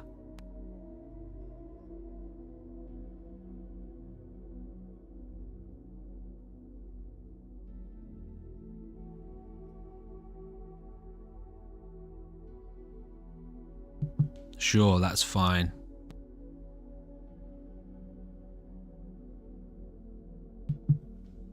No problem.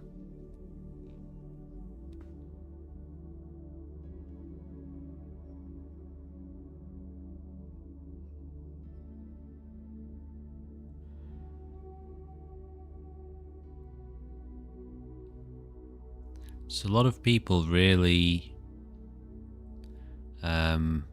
society doesn't work for lots of us. It really doesn't. It does not serve. It just does not serve. We are literally walking into a deeper and deeper crisis with the situation and the way things are here. So many people are losing touch because society has lost touch with them.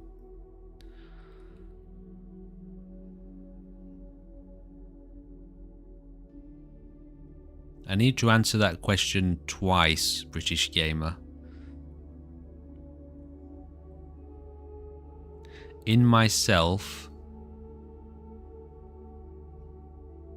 I totally fit. In my world, that means my presence, my experience, I totally fit 100%. And I'm totally comfortable and I'm totally content. I love it. Now, when we're talking about society, it's the very opposite equation. It's the very opposite. I couldn't feel more disconnected and more opposed and more disinterested and more disgusted most of the time, not all of the time.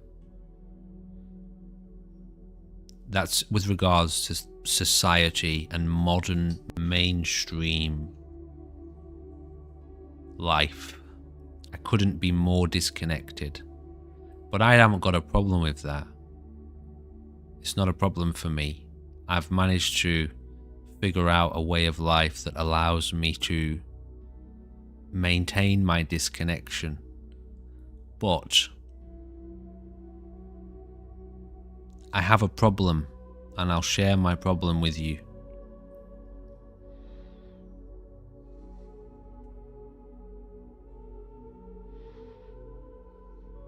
How do I word this?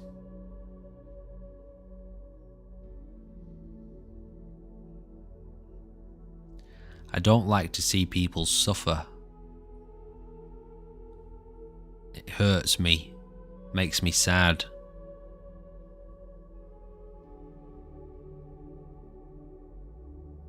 And society is causing a lot of people to suffer. And not only that, not only is it causing a lot of people to suffer, it's doing that actively and acting like it's in the right place when it's not. It's so blind to its own corruption that it thinks it's doing the right thing. And so I've got a problem. But also I've got kids. And I don't want to see them suffer, and I don't want to see you suffer. I don't want to see anyone suffer. Plus, I've been at I know what it's like to be subject to that insanity and to have it forced upon you. Attempted to have it forced upon you, because I never accepted it. Never have, never will. That insanity is clear as day to me. But I know to a lot of people it's not that clear, and it's difficult for them to navigate through it. And the good news is, this model of society is not the only way to live. There are other ways to do it. There are other ways to govern yourself, to govern society, to govern your society. There are other ways to do it that aren't destructive, that aren't greedy, that aren't toxic, that aren't egotistical.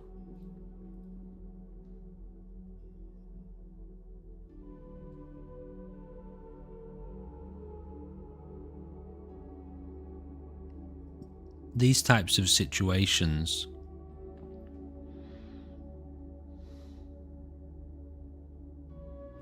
if you're stuck in a dream, you're stuck in a dream that's become a nightmare.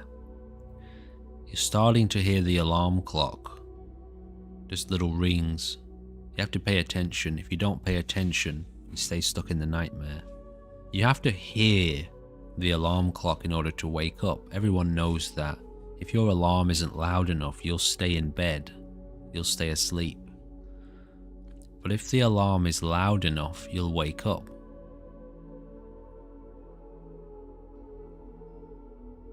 But a lot of people don't know that there's another option. They don't know that there is another way to live. There is another way of being. Society is not the answer. It's not the ultimate answer. It's not the only way to live. This example of society. In fact, it's highly recommended that, I should probably say this a little bit carefully. It's highly recommended that you're very careful in this modern economy, because it's got a big problem. It's got a very, very big problem. And it's causing us a lot of problems. People forget this, right? They forget this about society and the systems of control and law and order and economy.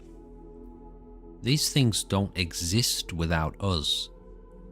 They are our creation. We have manufactured this society and this system. We built it. So to think that the system is the boss is literally the definition of delusion. It is literally the definition of a delusion. To think that society and the system, or the educational system, is the authority is literal insanity. You have the total wrong perspective. We built that. We created it. And people, unfortunately, turn their whole lives towards holding up this system and society as if it is the god of their existence. It's totally insane. So, I don't know if that was careful enough, but whatever.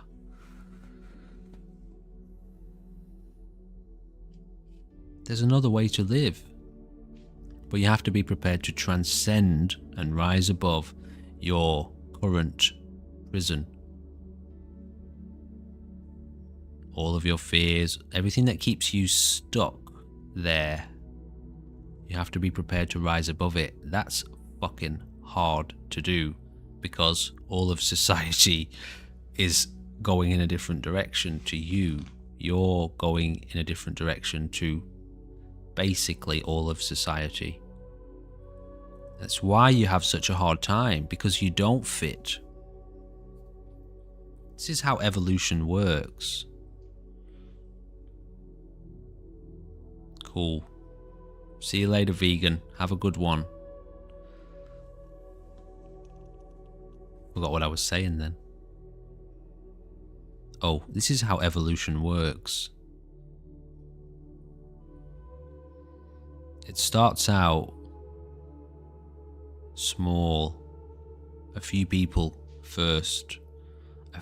In a species, just a few, a very, very small number of that species changes.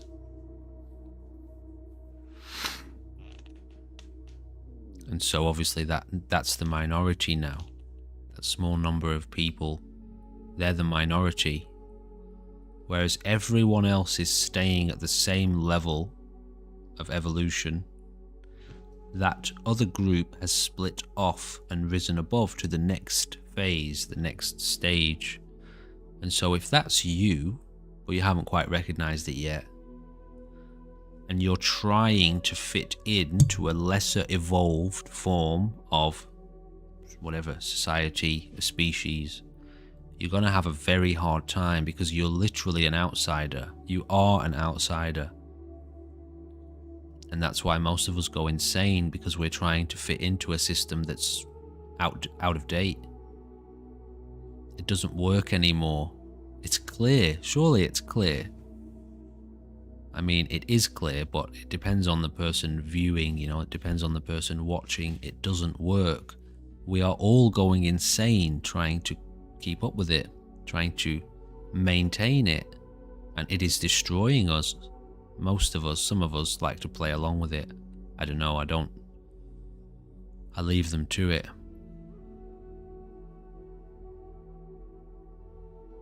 So, at the end of the day, it's wise to come to know this about yourself. If this is what you feel. Now, this doesn't mean that you go on a rampage. This doesn't mean that you go to fight, you go to war, go to attack. That's not it. That's not it at all. You might feel that way for a while, but as you let go and you accept what you are, and you come to live a different way of life which is more evolved, which is a long-term objective, you don't figure this stuff out overnight. There's a process to all of this. You have to learn to see what's really going on and accept it, and that's hard. You've got to learn about ego, the nature of consciousness, the nature of presence, stillness, peace, evolution, truth, deception, control. It's a big basket that you're picking up. But it's either that or go insane, so what do you want to do? And as you grow into that reality unfolding, that you're evolving in a different direction to most people, you don't fit, and that's fine. As you evolve into that, this is how you end up with all your labels, by the way. But I won't go too much into that here. Society has its way of trying to explain why those people don't fit, because they've got something wrong with them, apparently. Anyway,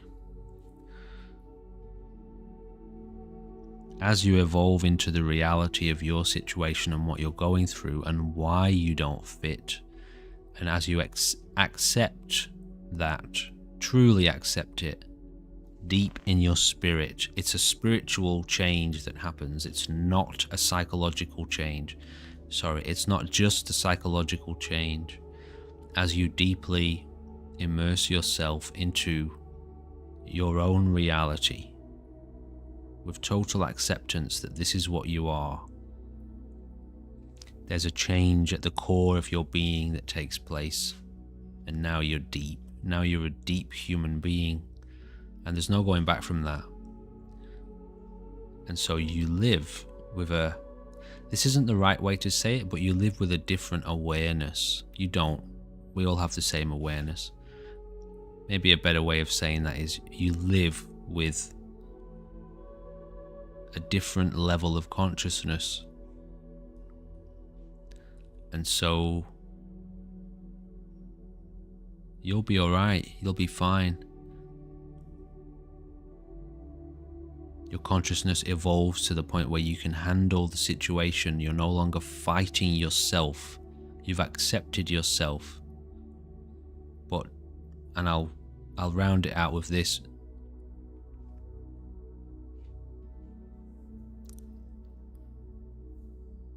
You're still operating on a planet where most people are so far from this that well, you sort of have to leave them behind. You have to let them go. Some people you'll connect with, they're also evolving, they're also waking up or trying to wake up. But the general population, especially the ones who are trying to uphold certain systems of control, I don't think there's hope. There's not hope for a lot of them. So you sort of got to leave them alone and just let them do their thing and stop trying to fit in.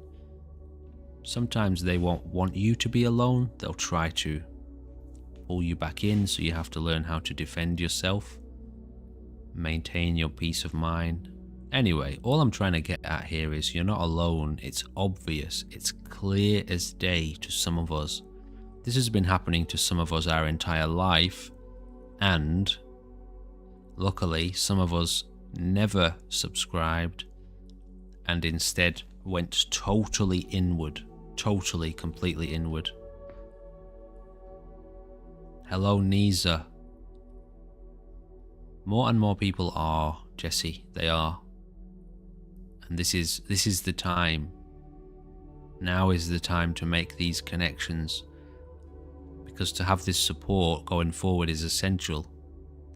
Otherwise you feel totally alone and you can't turn towards the general population of society for help because they can't help you. They're going in a different direction. So what were you wanting to get into, Nisa? I had a question for you, didn't I? Let me scan up. Oh, I can't remember. Obviously my questions aren't posted on here, are they?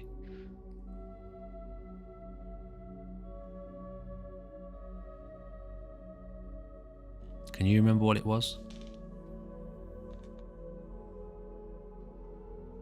Ah, yes. So what makes you want to reach out? What makes you want to reach out and engage? Do you know what that is?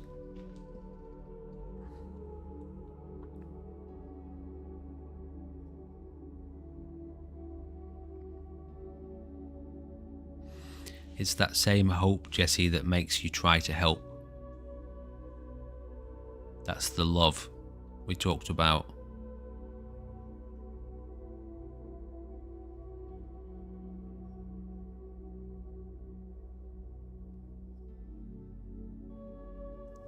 What makes you think that's an illusion? Aha, yeah, okay. Took me 18 years to find my first deep human being. 18 years.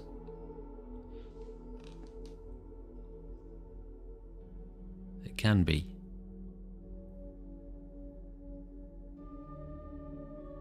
It was a monk and a mystic. A mystic monk, believe it or not. And he was the first person in my life that I could talk to about some particular paranormal experiences that I'd been having since I was a child.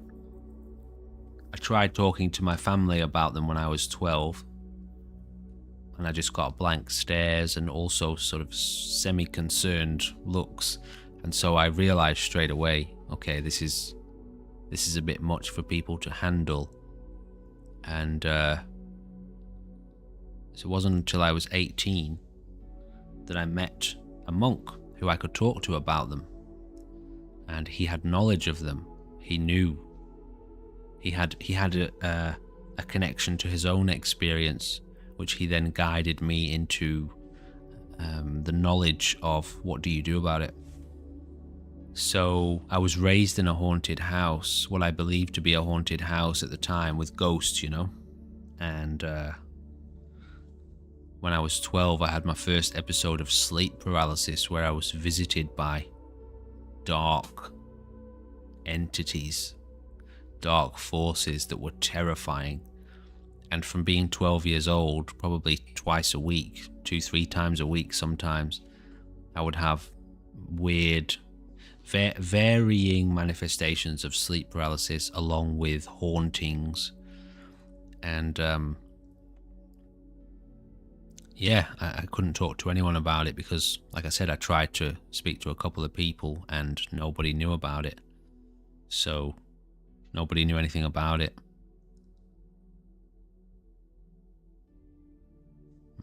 Interesting. Did you have any weird experiences, Jesse, yourself?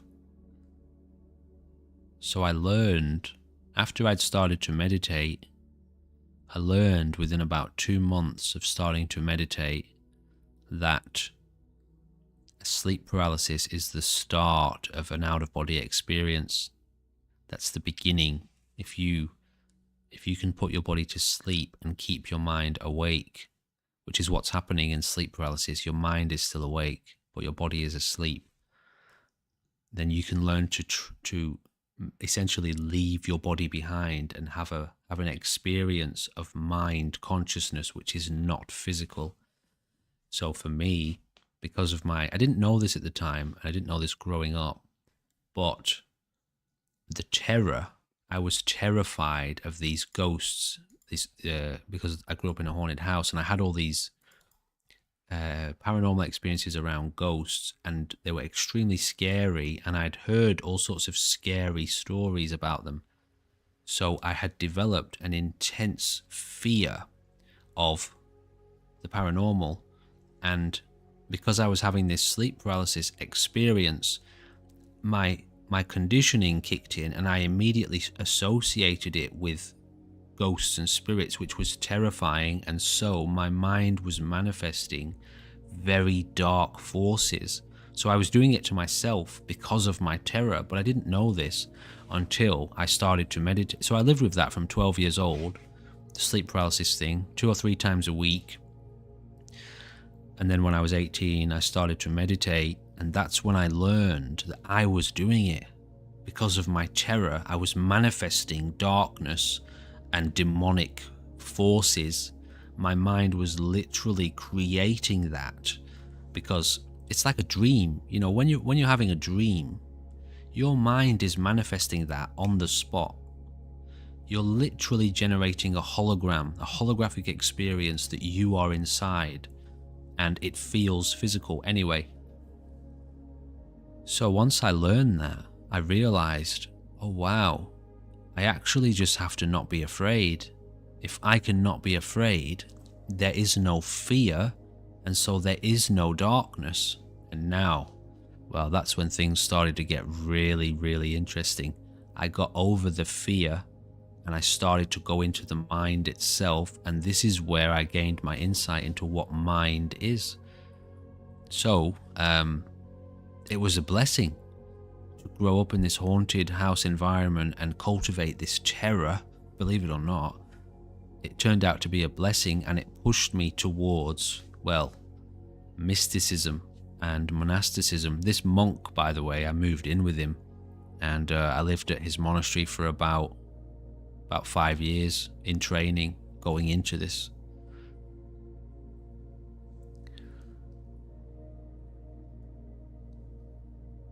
Well, most people do think you're crazy because they don't have any kind of association to it. They don't understand it, Jesse. Even modern psychologists, psychiatrists, they have no groundwork. They can't look past the brain. It's a similar kind of problem that we've talked a little bit about on the channel already with the psychology. They only have associations to psychology and hallucinations that occur within the brain. They think that's what you're talking about, but you're not. It's much deeper than that. We're talking about the nature of the mind, not the brain. And so psychology can't go there, psychologists can't go there, psychiatrists can't go there, doctors can't go there, scientists can't go there, because we're talking about a non-physical dimension of consciousness. So we've got a problem, we've got a real problem on our hands when it comes to communicating about this, understanding it, sharing this experience.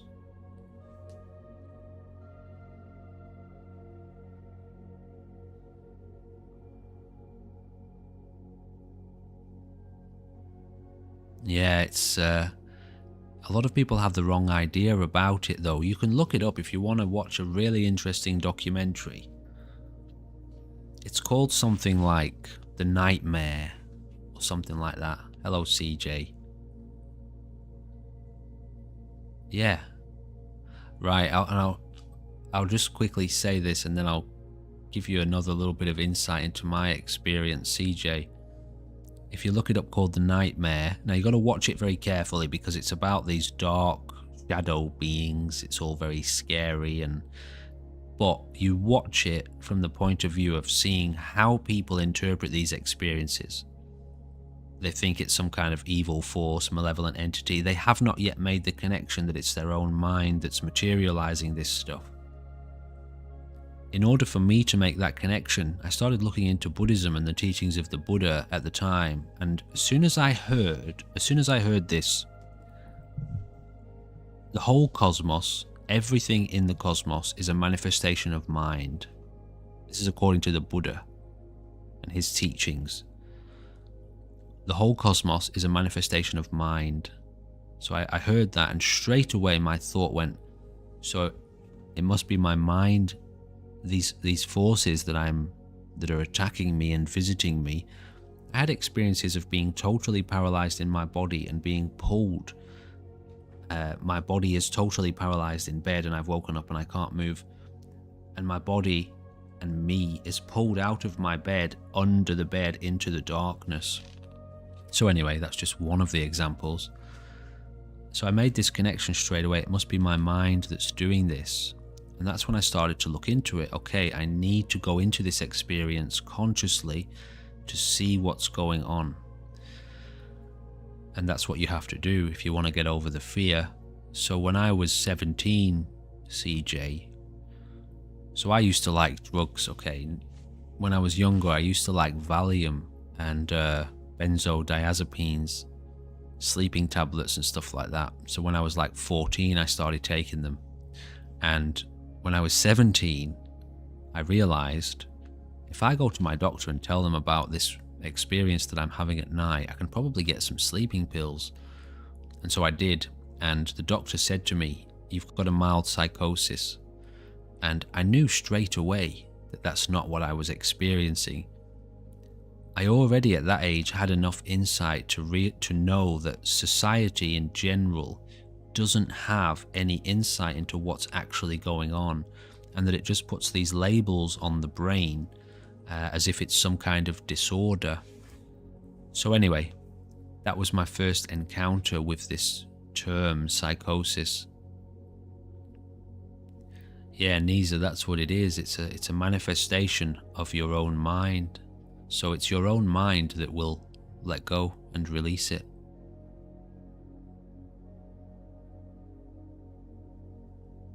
Terrifying manifestation. Yeah, okay, interesting. This is the thing about ghosts and the paranormal. It's mind-made. That doesn't mean it's not real, but it means... Sorry, it doesn't mean it's not happening, but it means that it can only operate at a certain level. If you can rise above that level, what you were experiencing, you see it in a different light. So you can rise above it and you can transcend it, which means you can let go of it. In terms of your consciousness, you can move beyond it. So multiple people who are all operating at the same level of consciousness will have these experiences, shared experiences, which makes them think it's real, not realizing that they're all operating at the same level of mind, which is why they're all experiencing it. If one of those people evolves their consciousness and goes deeper into a deeper dimension of the mind, they will see the unreality of that experience. But the other people are stuck there, they will still be experiencing it. You got to understand, this is how you get stuck. You are the consciousness that gives rise to the entire universe. That's what you are. And yet, you're stuck inside a body and you think that's you. People talk about enlightenment and awakening. They don't really acknowledge what that means. People say, I'm a spirit in a body and I'm universal consciousness. Yes, you are. So you live with a total awareness of the consciousness that gave rise to the universe. You live with that on a daily basis, do you? Because that's what you are.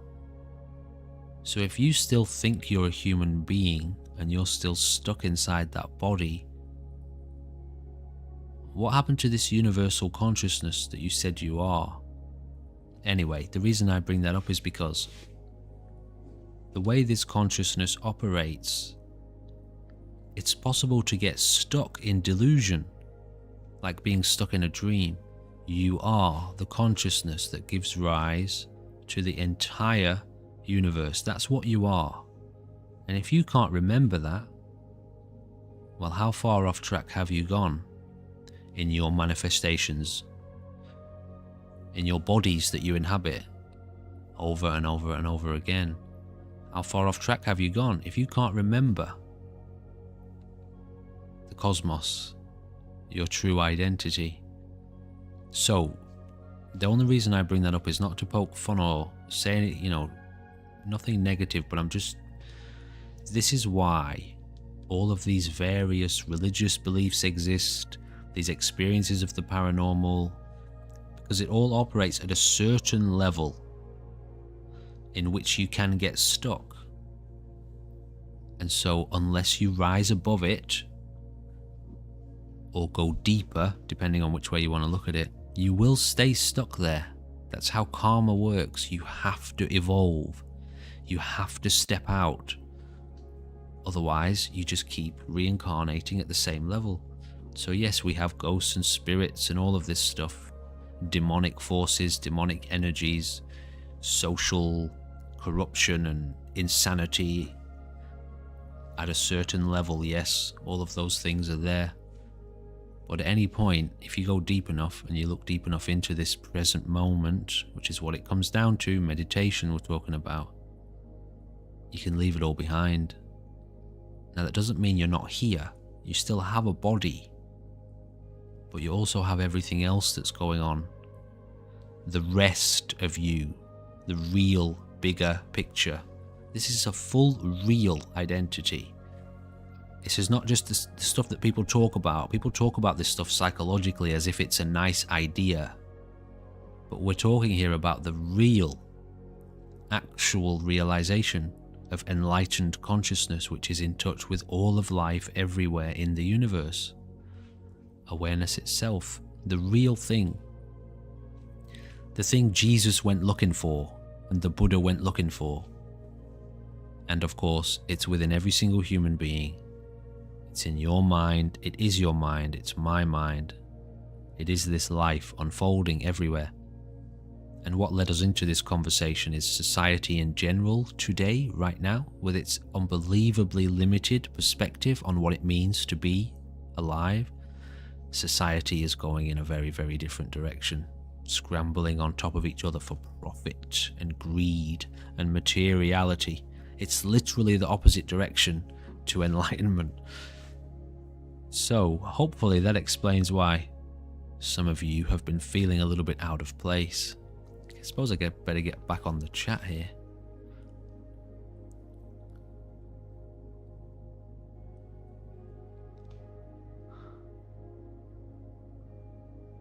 Have I released what, CJ? Are you talking to me there? So you gotta wake up, Nisa. How are we supposed to live? Constant evolution, exactly. Awakening, man. Cultivating awakening. This is what I was trying to say to, let me just find the name. British Gamer. You can wake up. There is a different way to live. This is... To know that the way society in general is living is not the only way. There is a way to wake up. There is a way of life that cultivates awakening.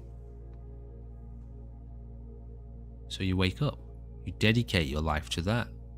What else is there? Stay asleep. Yeah, you get stuck in a loop. Whatever level of consciousness you have evolved to, you are destined to repeat forever. Because energy can't be deleted, it can't stop. So whatever frequency, whatever level you've got going on, you just stay there, man. You just keep repeating it. This is why ending your life does nothing. It starts you off again at the beginning of the cycle. It's not good enough. It doesn't work. It's a lie. It's actually the final lie of the ego. When you... I don't know whether I should say this, but I will. If you were to do that, the last thing you would hear inside your head is your own ego laughing at you. Because it wins. It gets you. It tricks you one last time. Like a demonic laughter you would hear inside your head as you were leaving. Because it wins. It gets you this time round. And you just start again. So it's not good enough. You can't go that way. You have to evolve. You have no choice. If you want out, if you want to grow, if you want to see the truth, if you want to change the situation for yourself so that you're not destined to repeat the same miserable cycle, we're all in the same boat here. I'm not telling you what to do. I'm talking about myself, you know. This is my own life. I'm talking about my own experience. This is not knowledge that I've gained from a book. The books from the ancients are there to give you a little bit of a footprint. You come, you read the book. Okay, this person seems to have walked this path before. They have maybe dropped a few hints about the practice, how to awaken. And so you walk the same way. You don't follow the book. You walk the same way.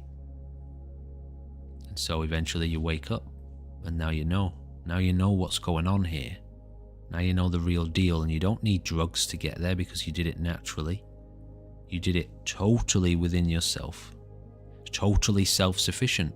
And you will be able to answer these questions in the same way that the ancients do. Because they live it. Well, you said you wanted to have a conversation with someone deep, didn't you? You gotta go looking for it, man. You really want it, you gotta seek it.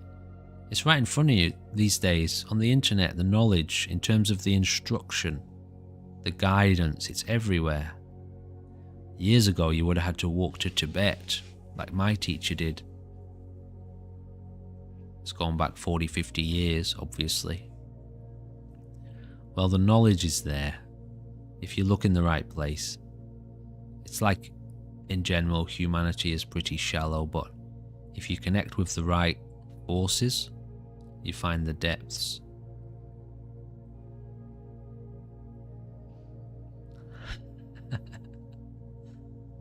So you want to go deep, that's what it is. And when you know, you don't have a choice because there's nothing else you can do. You either keep swimming around the same fishbowl, or you grow. You grow so big that the fishbowl cracks, and then you end up in the ocean. Yeah, so it's the same force. Although people tend to not really recognize it as that. They talk about it as if it's some sort of separate entity. There is a darkness within consciousness itself. It is the darkness of despair, deep despair, immortal despair. I'll try not to make this stuff sound too scary, but on the human level, what you experience as ego on an energetic level outside of the human head is a very, very dark force of corruption in the cosmos. Life that despises itself. It hates itself. It hates its own existence because it is so dark and it is in so much pain and it is in so much despair. Well, it just hates its own existence for that reason, and it is the very opposite force of love. When you go very deeply into the heart of the present moment, you really do arrive at the love, at the center of the universe. That's what you are at your deepest core. But the other end of that energy is what they call Lucifer, or evil, pure evil. It's a life that destroys itself, consumes itself, hates itself, deletes itself repeatedly. From a physics point of view, they're called black holes. Same thing, same force. The part where life gets recycled. But in terms of consciousness, yeah, call that cosmic ego if you want. The devil, Satan. And it's in a human being, it operates as the ego, which we think we are. You understand? We think we are that. As an individual, you think you are that. Hopefully that wasn't too scary. I could go a little bit more deeply into it, but it's wiser when you're going into that sort of stuff. It's wise to do that in private because, well, it gets pretty deep, and yeah, those types of thoughts can send people a little bit off track mentally. You don't want to think about that stuff too much. It's not wise to think about it too much. You just want to focus on the peace, you know. In the real mystical traditions, the ones that are about training and education, really, the ones that change you on a spiritual dimension,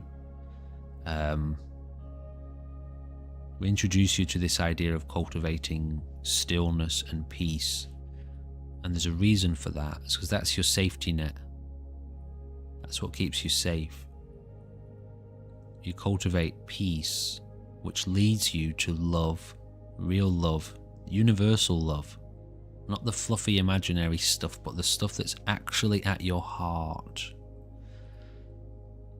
Once you connect with that, you're safe. You've made contact. You can go home whenever you want. From there, if you decide to descend into darkness and chaos because you want to know what that is as well, you have the right to. And from your teacher's point of view, they'll be happy to let you go then because they know that you know how to go home whenever you want. So yeah, you focus on peace and stillness and love, and you cultivate that until you truly get to the heart. And then from there, you can start to mess around with some of the other stuff. But you've got to be careful with it because it's real. And it's insane. Hello, Michaela. Welcome back. It is possible to talk outside of the stream, Nisa. So what I'm doing with you now is my job. This is what I do as a career. This is how I feed myself. I have students or clients, and there is a difference. Clients tend to focus more on counseling. They want a counseling session. Students are the kind of people who want to be on board for a little while and have regular conversations, and students have homework, you know. So it's possible to do that. You can talk to me just in general anyway if you want to. But yeah, this is what I do as a job, along with teaching martial arts and meditation. This is mysticism, what we're discussing right now. The nature of the mind. How are you, Michaela? How's the ear? How is it feeling any better? Are the painkillers working for you at all? I hope you're getting a little bit of relief. Strange things, the human bodies, aren't they? Toothaches, earaches, migraines. Painkillers are helping a little bit. That's good to hear. Is there anything that they can do for your ear, like antibiotics? You said it's an infection, didn't you? Are you able to take antibiotics? I know some people don't like to take them.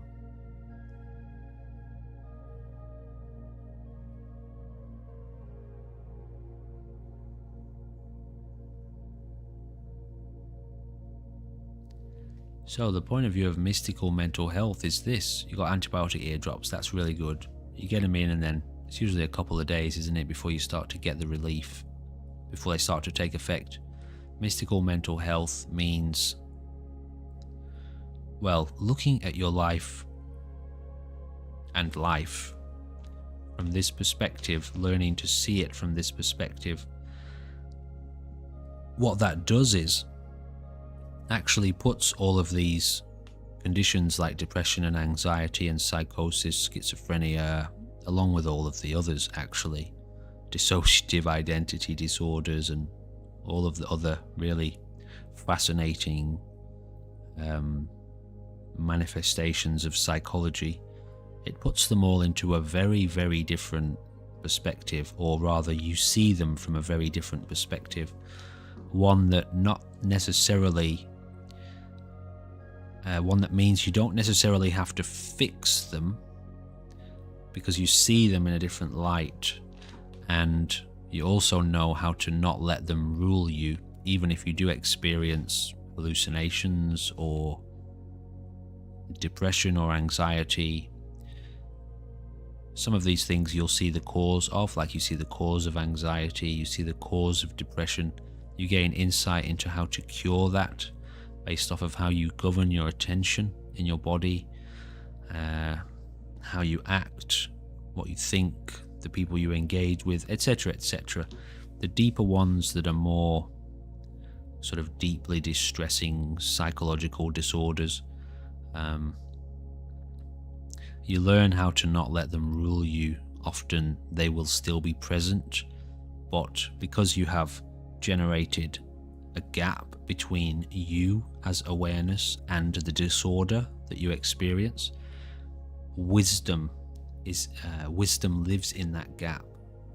So if you, like I say, if you've generated space between your condition and you as the observer, wisdom can be applied and it stops you acting on, or rather you start to see what's real and what's not, and then you obviously don't act on what's not real. And so what, Nisa? Did you ask me something? Oh, about talking outside of stream, was it? Aphantasia. I don't know what that is. I've heard of aphasia. Is it connected to aphasia? Something to do with words, isn't it? Probably not.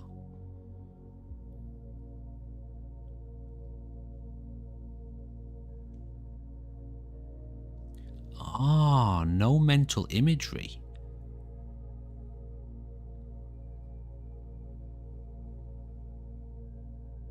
So have you been diagnosed with that, Michaela?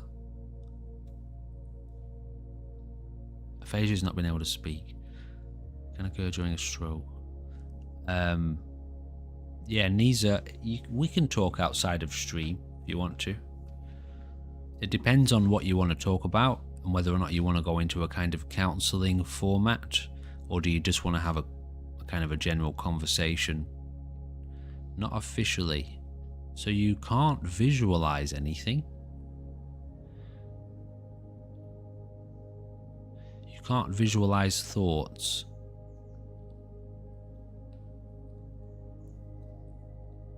Yeah, it's possible to talk outside of stream. Join the Discord if you haven't already. There's a link below.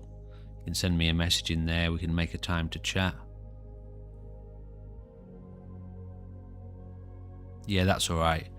I'll just manage my time depending on how I feel and what's going on, and I'll let you know. I'll you know, if I'm ever tired, not really in the mood to talk, I'll let you know anyway.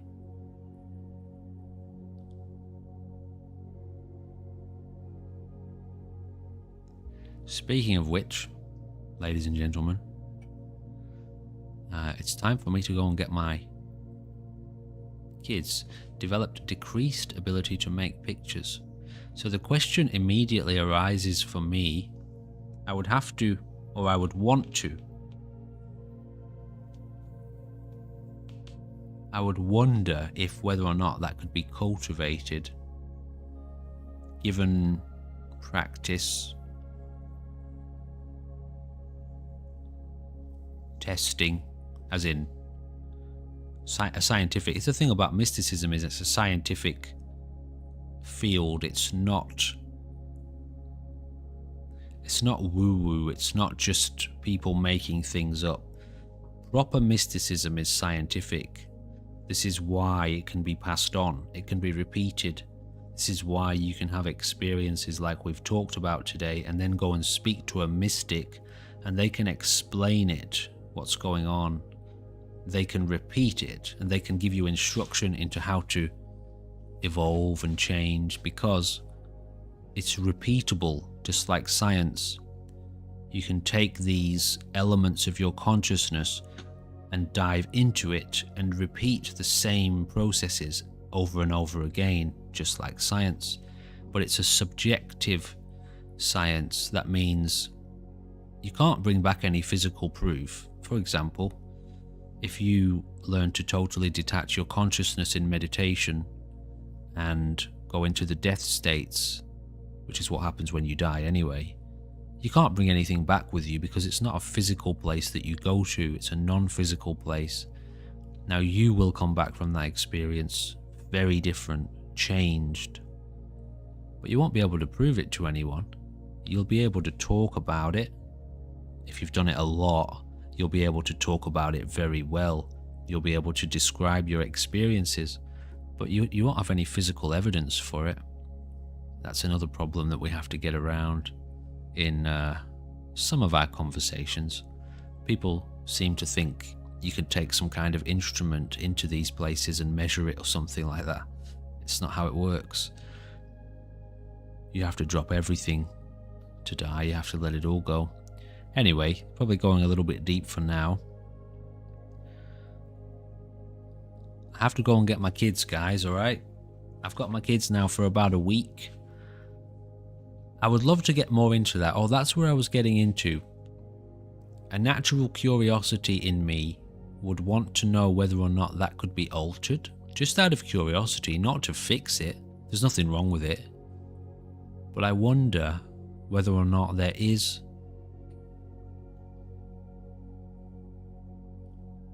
a deeper level that you could tap into in which you could do that. It's just a question I have. A natural curiosity.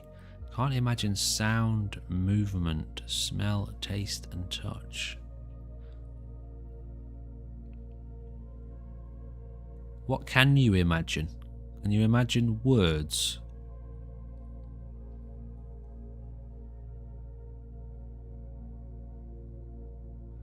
Thanks, Jesse. I'll be back in about a week. We can carry on with some good conversation. You fill me in on how you're getting on and how the horses are.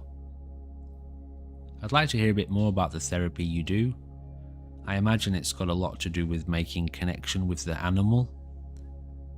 You know, horses are incredibly sensitive to you and your emotion and your presence. I'd love to talk to you a bit more about that too, Michaela. About exactly what you do experience. That's quite fascinating. Can't imagine or visualize anything. So how do you experience your thoughts? Do you hear a word? Do you see your thoughts or do you hear them?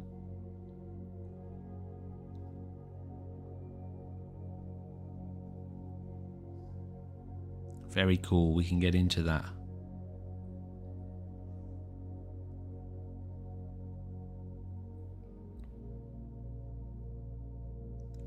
I'll remember this one, Michaela, alright, because I'd like to continue this conversation with you if that's okay. I've heard of this before. I didn't recognize the word, but I saw a little clip on YouTube about, I don't know, a few months back, of somebody who's interviewing a girl about this. She has the same condition, and it's a long interview. I didn't watch the whole thing, but it's quite fascinating. Have you ever heard of Oliver Sacks? I tell you what, we'll get into this next time. Sachs. If you're interested and you're a little bit curious. So Oliver Sacks was a psychiatrist who interviewed and connected up with people whose brains operate quite differently to regular people or the majority of people. And these people would have experiences like hearing colours and seeing sounds, for example. And he dove very deeply into the study and analysis and assessment of how these people's consciousness, so their experience of life is different because their brain is wired in a different way. So it gave him a bit of insight into there is consciousness operating through that brain, and because the brain functions differently, their experience of reality as a human being is fundamentally different to, let's say, yours and mine. And so it raises the question, if you think, or if a person thinks that their experience as a human being is reality, we talk about the real world. What about these other people? Their brain's wired differently. So what most people think of as reality, as the physical world, for that person is completely different, which means it's not reality. Because reality is the same. That's why it's called reality. There aren't multiple realities. Reality is reality. It's the real fundamental one. Anyway, Oliver Sacks, look into him. He's got some really amazing books and he's a really interesting character. And every now and then you get these people with very scientific minds who were raised in the scientific arena, whose intuition was, or drove them to a place of saying, I feel like there's more to this. Science seems to be a little bit limited, and so they venture off track. According to like other scientists, these scientists go rogue and they look deeper into like consciousness and metaphysics and the paranormal, and very often they get kind of ostracized from their fields of science because it's just not done. Normal scientists don't do that sort of thing. But yeah, really quite fascinating stuff. Alright guys, I'm going to love you and leave you. Thank you for today's conversation. That was really interesting. It was really nice to share with you. And thank you for sharing. It's been nice to connect with you, get to know you guys a little bit more deeply.